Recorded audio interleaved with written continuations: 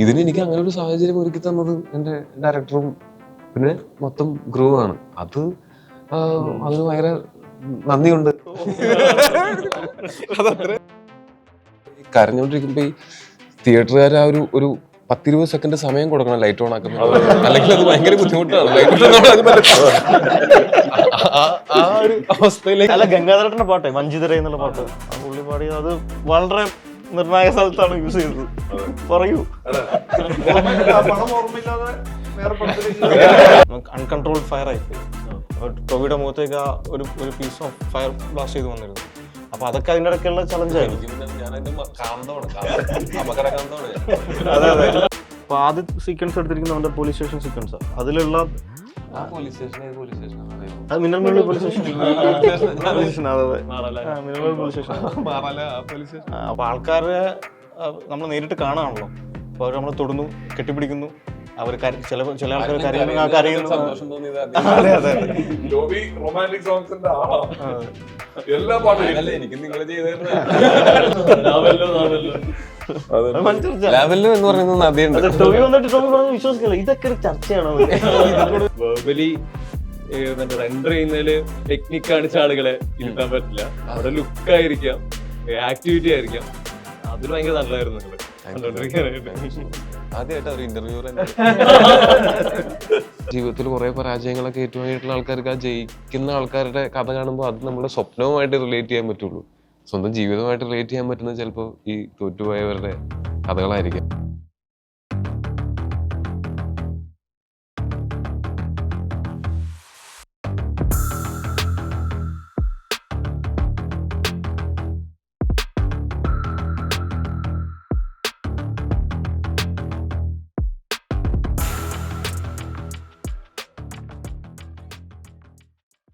നിറവേറ്റയുടെ ഒരു സക്സസ് സെലിബ്രേഷൻ്റെ തുടക്കം എന്നുള്ള രീതിയിൽ എനിക്കൊന്ന് തിയേറ്ററിൽ നിങ്ങൾ ഓൾറെഡി അങ്ങനെ ഒരു സക്സസ് സെലിബ്രേഷൻ തുടക്കം ഇട്ടിട്ടുണ്ട്. അതിൻ്റെ ഒരു തുടക്കം എന്നുള്ള രീതിയിൽ നിങ്ങളൊരു ഡിന്നറിനിടയിൽ നമ്മൾ സംസാരിച്ചു തുടങ്ങുകയാണ്. ടോവി മുതൽ അതിൻ്റെ പ്രൊഡക്ഷൻ പാർട്ടുള്ള ആളുകളുണ്ട്, ടീമുണ്ട്, ജെയ്ക്സ് ഉണ്ട്, കുറച്ച് പേരും കൂടെ ഉണ്ട്, പിന്നെ ബാക്കിയുള്ളവർ വരാനുണ്ട്. പിന്നെ ആര്യയുണ്ട്, അനുരാജുണ്ട്, ടിപ്പുണ്ട്, വാക്കുണ്ട്, പ്രണവുണ്ട്, ശ്രീപദാകൃഷ്ണൻ ഉണ്ട്, റാൽഫുണ്ട്. സ്ക്രിപ്റ്റ് വായിക്കാനുണ്ട്. അപ്പോ അനുരാജ് സ്ട്രൈറ്റ് ചോദിക്കുകയാണെങ്കിൽ നമ്മൾ വളരെ ഇൻഫോർമലായിട്ട് സംസാരിച്ചു തുടങ്ങാം. ഈ സിനിമയുടെ ഫസ്റ്റ് ഡേ തിയേറ്റർ കഴിഞ്ഞിട്ട് ഒരു വീഡിയോ കോളിൽ ടോവിയെ വിളിക്കുന്നുണ്ടായിരുന്നു. അതല്ലാതെ എന്തായിരുന്നു നിങ്ങൾ സംസാരിച്ചത്? പറഞ്ഞു ധൈര്യമായിട്ട്. ഇല്ല, ഇത് കഴിഞ്ഞിട്ട് നിങ്ങൾ അങ്ങോട്ടും ഇങ്ങോട്ടും സംസാരിച്ചു. അല്ല, നമുക്ക് ആദ്യത്തെ ദിവസങ്ങളിൽ ഉണ്ടായിരുന്ന ഈ നമ്മൾ എക്സ്പെക്ട് ചെയ്തതിനേക്കാൾ മുകളിൽ തന്നെ ആയിരുന്നു ഓഡിയൻസിന്റെ റെസ്പോൺസ് നമുക്ക് കിട്ടിയിരുന്നത്. എന്ന് വെച്ചാൽ ഇത്രമാത്രം റിവ്യൂ എഴുത്തുകൾ വന്നൊരു സിനിമ എനിക്ക് നമ്മുടെ സ്വന്തം സിനിമയാണ്ട് പറയുന്നതല്ല, നമ്മളെ ടാഗ് ചെയ്യുന്ന പ്രത്യേകിച്ച് ഇൻസ്റ്റാഗ്രാം സ്റ്റോറീസിലൊക്കെ കൂടുതൽ ടാഗുകൾ ഉണ്ടായിരുന്നത്. സിനിമ കണ്ടതിന് ശേഷവും നരിവേട്ട എന്നുള്ള സ്ക്രീൻ ഗ്രാബ് ചെയ്തിട്ടുള്ള സ്റ്റോറി പരിപാടികൾ എല്ലാവർക്കും അത് കിട്ടിയിട്ടുണ്ടാവും തോന്നുന്നു. അപ്പോൾ ഞാനും ജെയ്ക്സറിനൊക്കെ നമ്മൾ ഡിസ്കസ് ചെയ്യുന്ന സമയത്ത് അത്രയും റെസ്പോൺസ് നമുക്ക് കിട്ടിക്കൊണ്ടിരുന്നു. ഇത് ആഡ് ചെയ്തിട്ട് നമുക്ക് അത്രയും സ്റ്റോറീസ് ആഡ് ചെയ്യാൻ പറ്റാത്ത തരത്തിലുള്ള റെസ്പോൺസാണ് ഉണ്ടായിരുന്നത്. പിന്നെ നമ്മൾ പറഞ്ഞു, നമ്മൾ വലിയ തിയേറ്ററിക്കൽ ബോക്സ് ഓഫീസ് ബ്രേക്ക് ചെയ്യാൻ വന്ന സിനിമയല്ല, ഇതൊരു ടോവി പറഞ്ഞ പോലെ കഥപ്പടമാണ് നമ്മൾ പറഞ്ഞത്. കഥയുള്ള സിനിമയാണ്, കാമ്പുള്ള സിനിമയാണ് പറഞ്ഞത്. അത് ഈ മഴക്കാലത്തും പ്രേക്ഷകർ കൃത്യമായി അഡ്രസ്സ് ചെയ്ത് അത് ഏറ്റെടുക്കുന്നു, അതിൻ്റെ സ്നേഹം പങ്കുവയ്ക്കുന്നു എന്ന് പറയുന്നതിനോടത്തോളം സന്തോഷം മറ്റൊന്നുമില്ല. അതന്നെയാണ് തോന്നുന്നത്. ഈ നമ്മൾ പല സമയത്ത് സംസാരിച്ചപ്പോഴും ഈ തിയേറ്ററിൽ ആളെ നിറക്കുന്ന പടമുണ്ട്. തിയേറ്ററിൽ ആളെ നിറക്കുക എന്നുള്ള ലക്ഷ്യത്തിൽ തന്നെ അങ്ങനെ ഒരു പാക്കേജ് ഉണ്ടാക്കിയ പടമുണ്ട്. പക്ഷേ നെരിവേട്ടയുടെ കാര്യത്തിൽ അങ്ങനെയല്ല. അതിനപ്പുറത്ത് കുറച്ചുകൂടി രാഷ്ട്രീയമാനുള്ള ഒരു മനുഷ്യരെക്കുറിച്ചും സഹജീവികളെക്കുറിച്ചുള്ള ഒരു ആശങ്ക കൺസേൺ ഒക്കെ ഉള്ളൊരു സിനിമയായിരുന്നു. ഈ സിനിമയുടെ കാര്യത്തിൽ ടോവി പോലും ഈ സിനിമ ഒരു ഗ്രാൻഡ് തിയേറ്ററിക്കൽ സക്സസ് എന്നുള്ളതിനപ്പുറത്ത് കൂടുതൽ പേരിൽ എത്തുക, കൂടുതൽ പേര് ഉൾക്കൊള്ളുക എന്നുള്ളതാണല്ലോ. എനിക്കൊന്ന് ഞാൻ റിവ്യൂവിന് ശേഷം സംസാരിച്ചപ്പോഴും നമ്മൾ പറഞ്ഞൊരു സാധനമുണ്ട്, ഇതൊരു ഷോക്കേസിൽ എത്തുന്ന പടമായിരിക്കാം, പടത്തിന് റെസ്പെക്ട് ഉണ്ടാവണം, ഓർമ്മിക്കപ്പെടുന്ന ഒരു പടമായിരിക്കണം എന്നുള്ളതിനപ്പുറത്തേക്ക് കളക്ഷൻ റെക്കോർഡുകളൊക്കെ ബാധിക്കുന്നത് അത് ശരിക്കും പറഞ്ഞാൽ അത് പ്രൊഡ്യൂസറെ ആണ്. നമ്മളെ സംബന്ധിച്ചിടത്തോളം നമ്മൾ ആദ്യമേ ഡിസ്കസ് ചെയ്യുമ്പോൾ ഇത് വേണമെങ്കിൽ ഭയങ്കര എന്താ പറയുക, അധികമൊന്നും തിയേറ്റർ റിലീസ് പോലും ചെയ്യാതെ നമുക്കൊരു ഫെസ്റ്റിവൽ അങ്ങനത്തെ ഒരു സർക്യൂട്ടിലേക്ക് വേണ്ടി മാത്രമൊക്കെ നമുക്ക് വേണമെങ്കിൽ ഈ സിനിമ ചെയ്യാമായിരുന്നു. സാധാരണ ഇങ്ങനത്തെ സിനിമകൾ അങ്ങനെയാണ് ചെയ്ത് നമ്മൾ കണ്ടിട്ടുള്ളത്. കുറച്ചുകൂടെ ആൾക്കാരിലേക്ക് എത്തണമെങ്കിൽ കുറച്ചും കൂടെ തിയേറ്ററിലും കൂടെ ആൾ വരണം എന്നുള്ള ആഗ്രഹം നമുക്ക് ഉണ്ടായിരുന്നു. ഇപ്പം ഈ വന്നിട്ടുള്ള അത്ര ആൾക്കാർ വരും എന്ന് തന്നെ എനിക്ക് ഒരു സമയത്ത് സിനിമയുടെ ഒരു പോയിന്റ് കഴിഞ്ഞപ്പോൾ എനിക്കും തോന്നിയിരുന്നു. പക്ഷെ നമ്മളുടെ പ്രധാനമായിട്ടുള്ള ആഗ്രഹം എല്ലാ ഡിപ്പാർട്ട്മെൻറ്റും എക്സൽ ചെയ്തിട്ടുള്ള നല്ല ക്വാളിറ്റിയുള്ള ഒരു സിനിമ പ്രേക്ഷകർക്ക് മുമ്പിൽ വെച്ചു കൊടുക്കുക എന്നുള്ളതാണ്. അത് നടക്കുന്നു. അതിൻ്റെ ബാക്കി എന്നെ സംബന്ധിച്ചിടത്തോളം തിയേറ്ററിൽ വരുന്ന ആൾക്കാരുടെ അവർ കൊടുക്കുന്ന ആ ടിക്കറ്റിൽ നിന്ന് വരുന്ന കളക്ഷനേക്കാൾ അവർ വരുന്ന ആ ഹെഡ് കൗണ്ടാണ് എന്നെ സംബന്ധിച്ചിടത്തോളം. അത്രയും പേര് ഈ സിനിമ കാണുന്നു, അത്രയും പേര് നമ്മൾ ഇത്രയും ദിവസം എഫേർട്ട് എടുത്തത് അവർ കാണുന്നു, അവരുടെയാണ് വാലിഡേഷൻ നമുക്ക് വേണ്ടത്. അത് സംഭവിക്കുന്നു എന്ന് പറയുന്നത് തീർച്ചയായിട്ടും ഭയങ്കര സാറ്റിസ്ഫൈങ് ആണ്. അത് തന്നെയാണ് ഞങ്ങൾ സംസാരിച്ചിട്ടുള്ളത്. തുടക്കം മുതൽ ഇപ്പം ടിപ്പോയിലും ആസ് എ പ്രൊഡക്ഷൻ സൈഡ് നമ്മൾ കൺവിൻസ് ചെയ്യാൻ ശ്രമിച്ചതും അത് തന്നെയായിരുന്നു. ഇപ്പം ഇത് സിനിമയ്ക്ക് ഒരു ടെക്സ്റ്റ് ബുക്ക് സ്വഭാവം ഉണ്ടാവും എന്നുള്ളതാണ് നമ്മളൊരു കണ്ണത്തിലുണ്ടായിരുന്നത്. ഇത് വന്നു കഴിഞ്ഞാൽ നമ്മൾ ഷെൽഫിലൊക്കെ വെക്കാൻ പറ്റുന്ന തരത്തിലൊരു സിനിമയായിരിക്കും എന്നുള്ളത് തന്നെയാണ്. ഇപ്പോൾ ഇതിൽ വർക്ക് ചെയ്യുന്ന എല്ലാവർക്കും അതേ അഭിപ്രായം തന്നെയായിരിക്കും. അപ്പം അതിൽ നമ്മൾ ആദ്യം തന്നെ ആദ്യത്തെ 3-ാമത്തെ ദിവസം നമ്മളത് മീറ്റ് ചെയ്ത് കഴിഞ്ഞു. ഇപ്പം മനീഷേട്ടൻ അടക്കമുള്ള ആൾക്കാർ നമ്മുടെ അടുത്ത് സിനിമ കണ്ടിട്ട് പറഞ്ഞ പോസിറ്റീവ് തോട്ട് തന്നെയാണ് ഈ സിനിമയ്ക്ക് നമുക്ക് കിട്ടാവുന്നതിൻ്റെ ഏറ്റവും വലിയ അവാർഡ്സ് എന്ന് പറയുന്ന സാധനം. അതിനുശേഷം നമുക്ക് പിന്നീടും ഞാൻ പറഞ്ഞ അത്രയും വലിയ മഴ പെയ്തിട്ട് പോലും നമ്മൾക്ക് അത്രയും പോസിറ്റീവായിട്ട് റിസീവിങ് തിയേറ്ററുകളിൽ നിന്ന് കിട്ടി. നമ്മൾ ഏതാണ്ട് വടക്കും നോർത്തും സൗത്തും എല്ലാം തിയേറ്റർ ലിസ്റ്റിന് വേണ്ടി പോയിരുന്നു. ഇപ്പോൾ ട്രിവാൻഡ്രത്ത് പോയിരുന്നു, കോഴിക്കോട് പോയിരുന്നു, മലപ്പുറം പോയിരുന്നു. അപ്പോൾ ആൾക്കാരെ നമ്മൾ നേരിട്ട് കാണുകയാണല്ലോ. അപ്പോൾ അവർ നമ്മളെ തൊടുന്നു, കെട്ടിപ്പിടിക്കുന്നു. അവർ ചില ആൾക്കാർ സന്തോഷം തോന്നിയത്. അതെ അതെ. അപ്പോൾ ട്രിവാൻഡ്രത്ത് നിന്ന് ഒരു വയസ്സായ സ്ത്രീ വന്നിട്ട് ആദ്യം വന്ന് പ്രണവിനെയാണ് കെട്ടിപ്പിടിച്ചത്. അതിനുശേഷം സുരാജേട്ടനെ കെട്ടിപ്പിടിക്കും, പിന്നെ എന്നെ പിടിക്കുന്നു. അപ്പോൾ അവർക്കുണ്ടാകുന്ന സ്നേഹമാണല്ലോ നമ്മൾ കമ്മ്യൂണിക്കേറ്റ് ചെയ്യുന്നത്. അപ്പോൾ അത് ഭയങ്കര സന്തോഷമുള്ള കാര്യം. അത് ഇങ്ങനെ പറഞ്ഞാൽ എക്സ്പ്രസീവ് ആവുന്നില്ല. എനിക്ക് ഒരുപാട് പറയാനുണ്ടെന്ന് തോന്നുന്നു. അത്ര എക്സ്പ്രസീവ് ആയിട്ടുള്ള കാര്യങ്ങളാണ് സംഭവിക്കുന്നുണ്ടായിരുന്നത് തിയേറ്ററിൽ. ഈ ആളുകൾ തിയേറ്ററിലേക്ക് വരുന്നതിൽ ഈ തിയേറ്റർ എക്സ്പീരിയൻസ് ഭയങ്കരമായിട്ട് അവിടെ ഗ്യാരണ്ടീഡ് ആയിരുന്നു. അത് അവർ എക്സ്പീരിയൻസ് ചെയ്യുന്നുണ്ട്. അതിലെനിക്ക് തോന്നുന്നു എല്ലാ അതിന്റെ ഒരു ലാസ്റ്റ് ആക്ടിലോട്ട് വരുമ്പോൾ എല്ലാവരും അതിൽ എഫക്റ്റഡ് ആവുന്നത് ആ ഷൂട്ട് ഔട്ട് സീനിന്റെ ഒരു ഭയങ്കര രസമുള്ള എക്സിക്യൂഷന്റെ പോസ്റ്റ് റിസൾട്ടിലാന്ന് തോന്നിയിട്ടുണ്ട്. അവിടെ നിന്ന് ആളുകൾ ക്യാരി ചെയ്യുന്ന പെയിൻ ആണല്ലോ ക്ലൈമാക്സ് വരെ പോകുന്നത്. എനിക്ക് ചോദിക്കാനുള്ളത്, അതിന്റെ ഒരു ഇനീഷ്യൽ ഐഡിയക്ക് ഉറപ്പായിട്ട് ഒരുപാട് റെഫറൻസുകൾ ഉണ്ടാവും. പല രീതിയിൽ പല സിനിമകൾ നമ്മൾ കണ്ടിട്ടുണ്ട്. എനിക്ക് വേണ്ടത് ഇതാണ്, നമുക്ക് വേണ്ടത് ഇതാണ്, ഫൈനലൈസ് ചെയ്യുന്നത്, ഇതിനൊരു കോറിയോ സെറ്റ് ചെയ്യുന്നത്, ഈ ഇത്രയും ആർട്ടിസ്റ്റുകൾ ഒരുമിച്ച് പെർഫോം ചെയ്യിപ്പിക്കുന്നത്.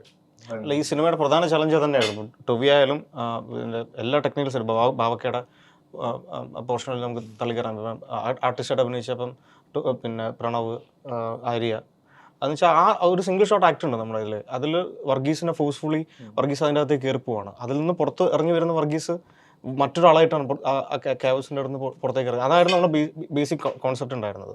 അതൊരു സിംഗിൾ ഷോട്ടിൽ അച്ചീവ് ചെയ്യാൻ വേണ്ടി നമ്മൾ പരമാവധി ശ്രമിച്ചിരുന്നു. കാരണം ഇത്രയും പേരെ നമ്മൾ സെയിം സമയത്ത് ബ്ലാസ്റ്റ് നടക്കണം, തീ കത്തണം, ആൾക്കാർ അങ്ങോട്ടും ഇങ്ങോട്ടും ലാത്തി ചാർജ് നടക്കണം.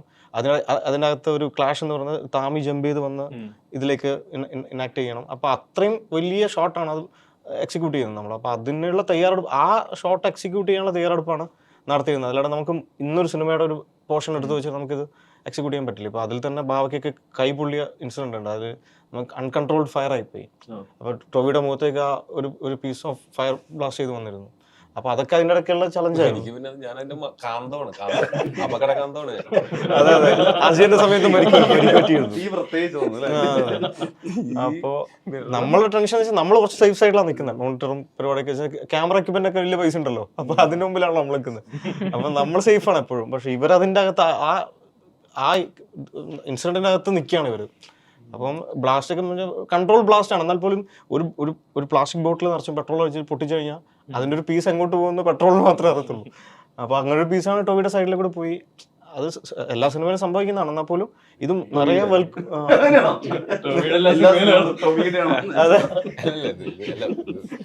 തീ എന്നൊക്കെ പറയണത് നമ്മുടെ കൺട്രോളിൽ നിൽക്കുന്ന സാധനമല്ല. അത് ഒരു കാറ്റ് ഇങ്ങോട്ടടിച്ച് ഇങ്ങോട്ട് വരാം.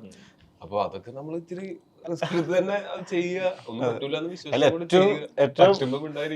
ഏറ്റവും രസകരമായ സംബന്ധിച്ച് രാവിലെ 4 മണിക്കാണ് ആ ബ്ലാസ്റ്റ് സീക്വൻസ് എടുക്കുന്നത്. കാട്ടിൻ്റെ അകത്ത് കത്തിക്കുന്നത് സ്പോയിലർ ആവണ്ട വെച്ചിട്ടാ. അപ്പം ബാവൊക്കെ ചെയ്യുന്നത് വെച്ചാൽ അതിന്റെ സൈഡിൽ ടൊവി, പിന്നെ ചേരൻ സാറും 4 പേര് ഇപ്പഴത്തെ സൈഡ് ക്യാമറ വെച്ചിരിക്കുക. ബാവക്ക് പെട്രോൾ, ഡീസൽ, പഞ്ചസാര കൊണ്ട് ഇടുക അതില്. എന്നിട്ട് ബാവക്ക് പറഞ്ഞു എല്ലാവരും ഓടിക്കും. ബാവക്ക് കൂടി ക്യാമറ സൈഡ് ഞാനും വിജയിക്കുന്നുണ്ട്, അപ്പുറത്ത് ആർട്ടിസ്റ്റ് നിൽക്കുന്നുണ്ട്. ഇത് ടൊവി സാധനം ഇട്ടപ്പോ ഒരു ശരിക്കും അത് ഒറിജിനൽ സിനിമ സംഭവിച്ചത്. ആ ബ്ലാസ്റ്റ് ഇങ്ങനെ ടൊവിയുടെ ഫേസിലേക്ക് കറങ്ങി തിരിഞ്ഞ് അപ്പൊ നമ്മൾ മേക്കിംഗ് വീഡിയോയിൽ ഇട്ടിട്ടുണ്ട്. അല്ല, അതിൽ എനിക്ക് പറയാനുള്ളതെന്ന് വെച്ചാൽ എല്ലാവരും ഓരോ സിനിമ പഠിച്ചുകൊണ്ടിരിക്കുകയാണ്. നമുക്കറിയില്ല ഫയർ. അപ്പോൾ ഞാനൊന്ന് പഠിച്ചു നോക്കിയതാ എന്തൊക്കെ.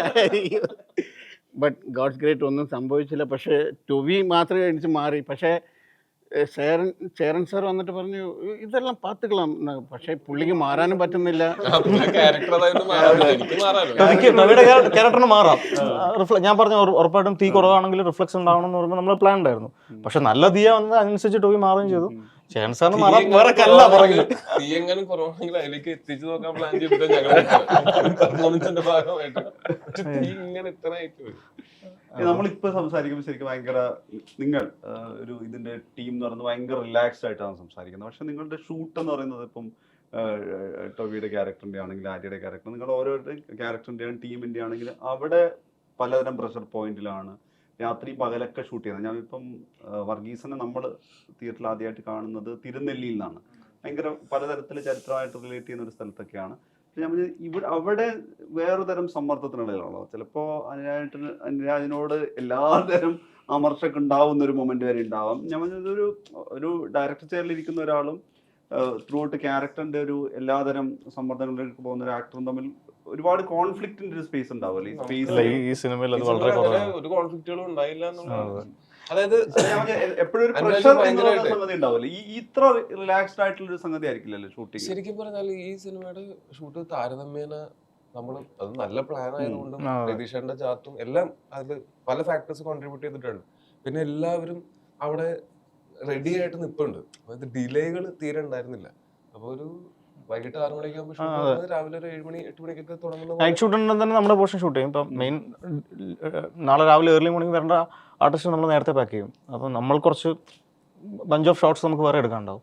അപ്പം അങ്ങനത്തെ ഒരു പ്ലാൻ പോയത് കൊണ്ട് തന്നെ എനിക്കൊന്നും ഈ സിനിമയുടെ പ്ലാനിങ് ഭയങ്കര അടിപൊളിയായിരുന്നു. ചാർട്ടിങ് ഭയങ്കര അടിപൊളിയായിരുന്നു. വിചാരിച്ച സമയത്ത് തന്നെ മഴയുണ്ടായിട്ട് പോലും പല ദിവസങ്ങളും മഴ കാരണം കൊണ്ട് ഷൂട്ട് മുടങ്ങിയിട്ട് പോലും നമ്മൾ വിചാരിച്ച ദിവസങ്ങളിൽ തന്നെ ഷൂട്ട് തീർന്നു. അത് ഭയങ്കര പ്ലാനിങ്ങിന്റെ. പിന്നെ എന്നെ സംബന്ധിച്ചിടത്തോളം വൈകിട്ട് 6 മണി വരെയാണ് ഭൂരിഭാഗം ദിവസങ്ങളിലും ഷൂട്ട്. നമുക്ക് എല്ലാവർക്കും ഏകദേശം അങ്ങനെ തന്നെയായിരുന്നു. വളരെ കുറച്ച് വിരലുണ്ടാകുന്ന ദിവസങ്ങളാണ് രാത്രി ഷൂട്ട് ഉണ്ടായിരുന്നത്. അപ്പൊ ഞാൻ നേരത്തെ കിടന്നുറങ്ങുകയും രാവിലെ നേരത്തെ എണീക്കുകയും വർക്കൗട്ടൊക്കെ കഴിഞ്ഞ് ഞാൻ ലൊക്കേഷനിലേക്ക് എത്തുമ്പോഴത്തേക്കും ക്രിക്കറ്റ് കളി ഉണ്ടായിരുന്നു ഇടയ്ക്ക്. ഞങ്ങളിടയ്ക്ക് ഫ്രീ ഡേ കിട്ടും. ടിപ്പു ക്രിക്കറ്റിന്റെ മാസ്റ്ററാണ്. ഒരു ടീമിനെ തോൽപ്പിച്ചു വിടുക. അല്ലെങ്കിലും വൈകുന്നേരം ഈ പറഞ്ഞ പോലെ നമ്മളെല്ലാവരും കൂടെ വട്ടോട്ടിരുന്ന പല കഥകളും പറഞ്ഞ തമാശയൊക്കെ പറഞ്ഞിരിക്കും. പിന്നെ കുറെ വർഷങ്ങളായിട്ട് അറിയാവുന്ന കാരണം കൊണ്ടും എല്ലാവരും ഒരേ മനസ്സോട് കൂടിയിട്ട് ഇത് ചെയ്യുകയും ചെയ്യുന്ന കാരണം കൊണ്ട് അങ്ങനെ ഒരു കോൺഫ്ലിക്റ്റിനുള്ള ഉണ്ടായിരുന്നില്ല. പിന്നെ നമ്മളിപ്പം വർക്ക് ചെയ്യും, നമ്മൾ ഞാനും ബാവയ്ക്കൊക്കെ നേരത്തെ വർക്ക് ചെയ്ത ആൾക്കാർ. ഇപ്പം നമ്മൾ ചീഫ് ഓഫ് രതീഷേട്ടനായാലും ഇതിലിപ്പോൾ അരുൺ മനോഹർ കോസ്റ്റ്യൂമറുണ്ട്, എല്ലാവരും നമ്മൾ വർക്ക് ചെയ്ത ആൾക്കാരാണ്. അപ്പോൾ നമ്മൾക്കുള്ളിലുണ്ടായിരുന്ന സാധനം വെച്ചാൽ നമ്മൾ ചില സിനിമകളിൽ വർക്ക് ചെയ്യുമ്പോൾ ഉറങ്ങാനും പല്ല് തേക്കാനും ദൈനംദിന കാര്യങ്ങൾ ചെയ്യാൻ വേണ്ടി മാത്രമാണ് ലൊക്കേഷനിൽ നിന്ന് വീട്ടിലേക്ക് പോകാറ്, അല്ലെങ്കിൽ ഫ്ലാറ്റിലേക്ക് പോകാറ്. കുളിച്ച് റെഡിയായി പിറ്റേ ദിവസം രാവിലെ വീട്ടിൽ ലൊക്കേഷനിലേക്ക് വരും. അങ്ങനെ ബേർഡൻ അനുഭവിക്കുന്നത് ആരെയും പ്രശ്നമല്ല. ഇപ്പോൾ ലിമിറ്റഡ് സമയത്ത് നമ്മളെ സിനിമയുടെ പ്രശ്നമാണ്. നമ്മളിത് കുറച്ച് നേരത്തെ പ്ലാൻ ചെയ്ത് നമ്മൾ ഏതാണ്ട് 70 ദിവസമല്ലേ നമ്മൾ പറഞ്ഞു 2 ദിവസം നേരത്തെ പ്രൊഡ്യൂസറിന് തീർത്തു കൊടുത്ത സിനിമ. അപ്പോൾ അങ്ങനെ നമ്മൾ നേരത്തെ അതൊരു ടീം വർക്കിൻ്റെ കൂടി ഭാഗമായി. ഇപ്പം ടൊവി 6 മണിക്ക് ശേഷം ടൊവിൻ്റെ പോർഷൻ തീർത്ത് കഴിഞ്ഞാൽ പിന്നെ സുരാജേട്ടൻ എന്ന് വെച്ചാൽ അന്ന് സമയത്ത് 4 പടമൊക്കെ ഒരുമിച്ച് അഭിനയിക്കുന്ന സമയമായിരുന്നു. അതിൻ്റെ ഇടയ്ക്കാണ് നമുക്ക് കുറച്ച് ഡേറ്റ്സുകൾ പുള്ളി തന്നിരുന്നത്. അപ്പം ആ പുള്ളിയുടെ തിരക്കും കൂടി മാനിച്ചിട്ട് പുള്ളി വരുന്ന സമയത്ത് പുള്ളിയുടെ പോർഷൻസ് ഇവരുടെ കോമ്പിനേഷൻ ബ്ലോക്സ് ഒക്കെ നമ്മൾ എടുത്തു പോകും. പിന്നെ അതിനിടയ്ക്ക് ഈ പാരലലി വർക്ക് ചെയ്യുന്ന 2 പേരെന്ന് വെച്ചാൽ ലൊക്കേഷനില്ലാത്ത 2 പേരും, ഒന്ന് ജെയ്ക് സാറിനും ഒന്ന് ഷമീറുമാണ്, എഡിറ്ററും മ്യൂസിക് ഡയറക്ടറും. അപ്പോൾ ഇതിൽ നമ്മൾക്ക് നല്ലതെന്ന് തോന്നുന്നതും മോശമെന്ന് തോന്നുന്ന സാധനങ്ങൾ ഇവർക്ക് അയച്ചു കൊടുക്കും. അപ്പം എനിക്കൊന്ന് സുരാജിൻ്റെ പോർഷനൊക്കെ ആദ്യം ജെയ്ക് സാറിനും ഷമീറിനും അയച്ചു കൊടുത്തു. അപ്പം അതിൽ നന്നാക്കാൻ പറ്റുന്ന ഷോട്ടുകൾ എടുക്കാൻ പറ്റുന്ന എന്തെങ്കിലും ഉണ്ടോ, അങ്ങനെ ഇതില്ലാത്തവരും കൂടി ഇതിൽ ഔട്ട്സൈഡിൽ വർക്ക് ചെയ്തു. ഷമീറിന് കൈവയ്ക്കാൻ സാഹചര്യമില്ലാത്ത സിംഗിൾ ഷോട്ട് ആയപ്പോൾ ഷമീർ ഇവിടെ വന്ന് താമസിച്ചു 10 ദിവസം മറ്റു പണി ഒന്നുമില്ല. പക്ഷെ ഷമീറിന്റെ എക്സിക്യൂഷൻ, ഷമീർ കുറച്ചും കൂടി ഇതിന്റെ ഒരു എസ്തറ്റിക് സെൻസിൽ ഇതിന്റെ ഒരു കൊമേഴ്ഷ്യൽ ആസ്പെക്റ്റിൽ ഇതിനെ എക്സിക്യൂട്ട് ചെയ്യാൻ എല്ലാവരും വയനാട്ടിൽ ഇറങ്ങി.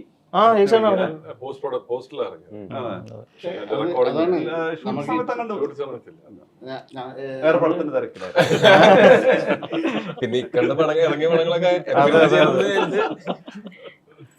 അല്ല, നോർമലി എഡിറ്ററൊക്കെ നമ്മൾ ലൊക്കേഷനിൽ കാണുന്നത് വളരെ റെയറാണ്. പക്ഷേ ഷമീറെ സംബന്ധിച്ച് ഷമീർ ഭായ് അവിടെ വന്ന് ആ ഫൈറ്റ് എടുക്കുമ്പോൾ അതെ അതെ. ഇവൻ ഫൈറ്റ് നമ്മുടെ നാട്ടിൽ കൂളി എന്ന് പറയും, മനുഷ്യനറിയോ ഫൈറ്റിന്റെ കൂളിയാണ് അവൻ. എന്ന് വെച്ചാൽ ഫൈറ്റ് എഡിറ്റ് ചെയ്യുക അങ്ങനെ ചെയ്യാന്ന് പറഞ്ഞാൽ ഇപ്പോഴും ഒരു പടത്തിന് പറയാൻ പറ്റുമെന്ന് അറിയില്ല, സൂര്യപടത്തിന് എന്തോ ഫൈറ്റ് എഡിറ്റ് ചെയ്യാൻ വേണ്ടി പോയിരിക്കുക. അപ്പോൾ അതിന്റെ കൊറിയോ സെറ്റ് ചെയ്യുന്നതും അത് എക്സിക്യൂട്ട് ചെയ്യുന്നതും അതിൽ ഐഡിയാസ് പറയുന്നതും നമ്മൾ പറയുന്ന ഐഡിയാസിനെ കുറച്ചും കൂടി വലുതാക്കാനും ഒക്കെ സഹായിക്കുന്ന തരത്തിലുള്ള ആളാണ് പുള്ളി. പിന്നെ സിംഗിൾ ഷോട്ടിൽ അതിന്റെ ഇടയ്ക്കുള്ള സാധനങ്ങൾ ബാവക്ക് അവിടെ കുറച്ച് ഫയർ ആഡ് ചെയ്യും, നമ്മളറിയാതെ തന്നെ ഇത്തരം പരിപാടികൾ നടക്കും. അപ്പം അതിൽ തന്നെ ആ സിംഗിൾ ഷോട്ടിൽ തന്നെ അതിന്റെ ടോവി കയറി ഹട്ടിൽ കയറി കഴിഞ്ഞ ശേഷം ജയ്ക്ക് അവിടെ ഒരു വേറൊരു സാധനം പ്ലേ ചെയ്തിട്ടുണ്ട്, അത് ഭയങ്കര അപ്ലിഫ്റ്റിംഗ് ആയിട്ടുള്ള സാധനമാണ്. പിന്നെ ആ സ്ത്രീയെ എടുക്കുന്ന സമയത്ത് അവരെന്ത് ബ്യൂട്ടിഫുൾ ആയിട്ട് അഭിനയിച്ചിരിക്കുന്നത്. അതിന് ആക്ച്വലി ഞാൻ അവിടെയാണല്ലോ ഒരു പ്രീമിയർ ഷോ കണ്ടത്, ഞാൻ ബ്രിസ്ബെയിനിൽ വെച്ചിട്ടാണ്. അപ്പൊ ഞാൻ വിചാരിച്ചത് അവിടത്തെ ഈ സെക്കൻഡ് ജനറേഷൻ മലയാളീസ് ഒക്കെയാണ് കൂടുതലുള്ളത്. ഇപ്പൊ അല്ലാതെ ഇപ്പൊ ഇവിടെ ജനിച്ച് വളർന്നിട്ട് അവിടെ പോയതിനേക്കാൾ കൂടുതൽ ഞാൻ അവിടെ കാണുമ്പോൾ എൻ്റെ ഫ്രണ്ടിലിരിക്കുന്നത് മുഴുവൻ സെക്കൻഡ് ജനറേഷനിലുള്ള മലയാളീസ് ആണ്. അപ്പോൾ അവർക്ക് ഇത് എത്രത്തോളം കണക്ട് ആവും എന്നൊക്കെ എനിക്കൊരു ഡൗട്ടൊക്കെ ഉണ്ടായിരുന്നു. പക്ഷെ ഞാൻ അവിടെ നിന്ന് കണ്ടതെന്ന് വെച്ചാൽ ആ പെർട്ടിക്കുലർ ഷോട്ടിന് ആ സ്കോറും ആ ഇത്തിരി ഒരു അപ്പോൾ ഹൈ സ്പീഡിലാണല്ലോ കറങ്ങി വരുന്നത്, അതിനവിടെ കയ്യടി ഉണ്ടായിരുന്നു. സൂപ്പർ. അതായത് ഞാൻ പറയുന്നത് ഈ സെക്കൻഡ് ജനറേഷൻ എന്ന് പറയുമ്പോൾ അവർക്ക് അവർ കേരളത്തിൽ ജനിച്ച് വളർന്ന് ഇവിടുത്തെ കൾച്ചർ എക്സ്പീരിയൻസ് ചെയ്തിട്ടുള്ള ആൾക്കാരല്ലെങ്കിൽ പോലും ഇൻസിഡന്റുമായിട്ട് പോലും ഫെമിലിയർ അല്ല. ഇവിടെയുള്ള ആ പ്രായത്തിലുള്ള കുട്ടികൾക്ക് പോലും ചിലപ്പോൾ ഫെമിലിയർ ആയിരിക്കണമെന്നില്ല. അപ്പോഴാണ് ഞാൻ നോക്കുമ്പോൾ അവിടെ ഇവര് ആ ഇമോഷനിൽ അവര് ഭയങ്കരമായിട്ട് ആ ഇമോഷനിൽ അവർക്ക് അഫക്റ്റഡ് ആവുന്നുണ്ട്. അവര് ചില അങ്ങനത്തെ മൊമെന്റ്സിൽ കൈയടിക്കുന്നുണ്ട്, ചില മൊമെന്റ്സിൽ കരയുന്നുണ്ട്. എല്ലാവരും വന്ന് ഈ കണ്ണുടച്ചിട്ടാണ് നമ്മുടെ അടുത്ത് സംസാരിക്കുന്നത്. പിന്നെ പടം തീർക്കുന്ന സമയത്ത് നമുക്ക് കുറച്ച് ഒരു നീണ്ട ഒരു കൈയടിയൊക്കെ കിട്ടുന്നു എന്നൊക്കെ പറയുന്നത് ഭയങ്കര സാറ്റിസ്ഫൈങ് ആയിട്ടുള്ള നമ്മൾ ചെയ്ത് വെച്ച വർക്കിന്റെ നമുക്ക് ഈ ലൈവായിട്ട് അതിന്റെ റെസ്പോൺസ് സാറ്റിസ്ഫൈങ് ആയിട്ട് വരുന്നു. ടോബി ഇത് പറയായിരുന്നു, ഈ സ്റ്റാൻഡിങ് ഓവേഷൻ കിട്ടുക, അല്ലെങ്കിൽ ഞാൻ ഇടയ്ക്ക് നമ്മുടെ ഷൂട്ടിൻ്റെ ഇടയ്ക്ക് ഇത് പറഞ്ഞിട്ട് ഞാൻ കുറച്ച് ഇടറി ശബ്ദത്തിൽ കട്ട് വിളിച്ചപ്പോൾ ടോബിക്ക് അത് സാറ്റിസ്ഫൈഡ് ആയിരുന്നു. എനിക്കും ഈ ആദ്യത്തെ 2-3 ഷോസിൽ ചില സ്ഥലത്ത് കൈയടിക്കുക എന്ന് പറഞ്ഞാൽ അപ്പോൾ ടോബി ഇന്നലെ ഇവിടെ ഇല്ല. ടോബി അന്ന് പറഞ്ഞ കാര്യങ്ങൾ കണക്ട് ആവുന്ന അങ്ങനെ നമ്മൾ ചെയ്തു വെച്ചൊരു സാധനത്തിന് ആൾക്കാർ പോസിറ്റീവായിട്ട് തിയേറ്ററിൽ ഇത്രയും ക്രൗഡായിട്ട് നമ്മൾ റെസ്പോണ്ട് ചെയ്യും. ഒരു നല്ല പാട്ട് കൂടെ കൈയടിക്കുമ്പോൾ ഉണ്ടാവുന്ന നമ്മുടെ ഉള്ളിലത്തെ ആ ഒരു സാധനം തിയേറ്ററിൽ പോയി കാണുന്നതിന്റെ ഒരു ഇമ്പാക്ട്. ഓൾമോസ്റ്റ് എല്ലാവരും അല്ലേ തിയേറ്ററിൽ ഈ ഉള്ള ആളുകളെല്ലാം. അതെ അതെ അതെ. ഞാൻ അപ്ഡേറ്റ് വീഡിയോകൾ ഇഷ്ടംപോലെ ഈ പറഞ്ഞ തിയേറ്ററിൽ പോയ വീഡിയോസ് കാണും. അതന്നെ. പിന്നെ ജയ്ക്ക് ചേട്ടനെന്ന് വെച്ചാൽ ഈ നമ്മൾ ആഫ്റ്റർ പോസ്റ്റിൽ നമ്മൾ ഈ സെയിം സ്ഥലത്ത് പോയി ഇത്രയും പേരെ തന്നെ നമ്മൾ തിരിച്ചു കൊണ്ടുവന്ന് ജയ്ക്ക് ചേട്ടൻ്റെ രംഗണ്ണും കൂടെ അത് മൊത്തം റെക്കോർഡ് ചെയ്തു. അതിൻ്റെ അത് ജയ്ക്ക് ചേട്ടൻ ഉപയോഗിച്ചിരിക്കുന്ന ഏരിയ ചില സ്ഥലത്ത് അത് ത്രൂ ഔട്ട് അത് അങ്ങനെ തന്നെ ഭയങ്കര പീക്ക് സ്ഥലങ്ങളിലൊക്കെ അത് ഇപ്പം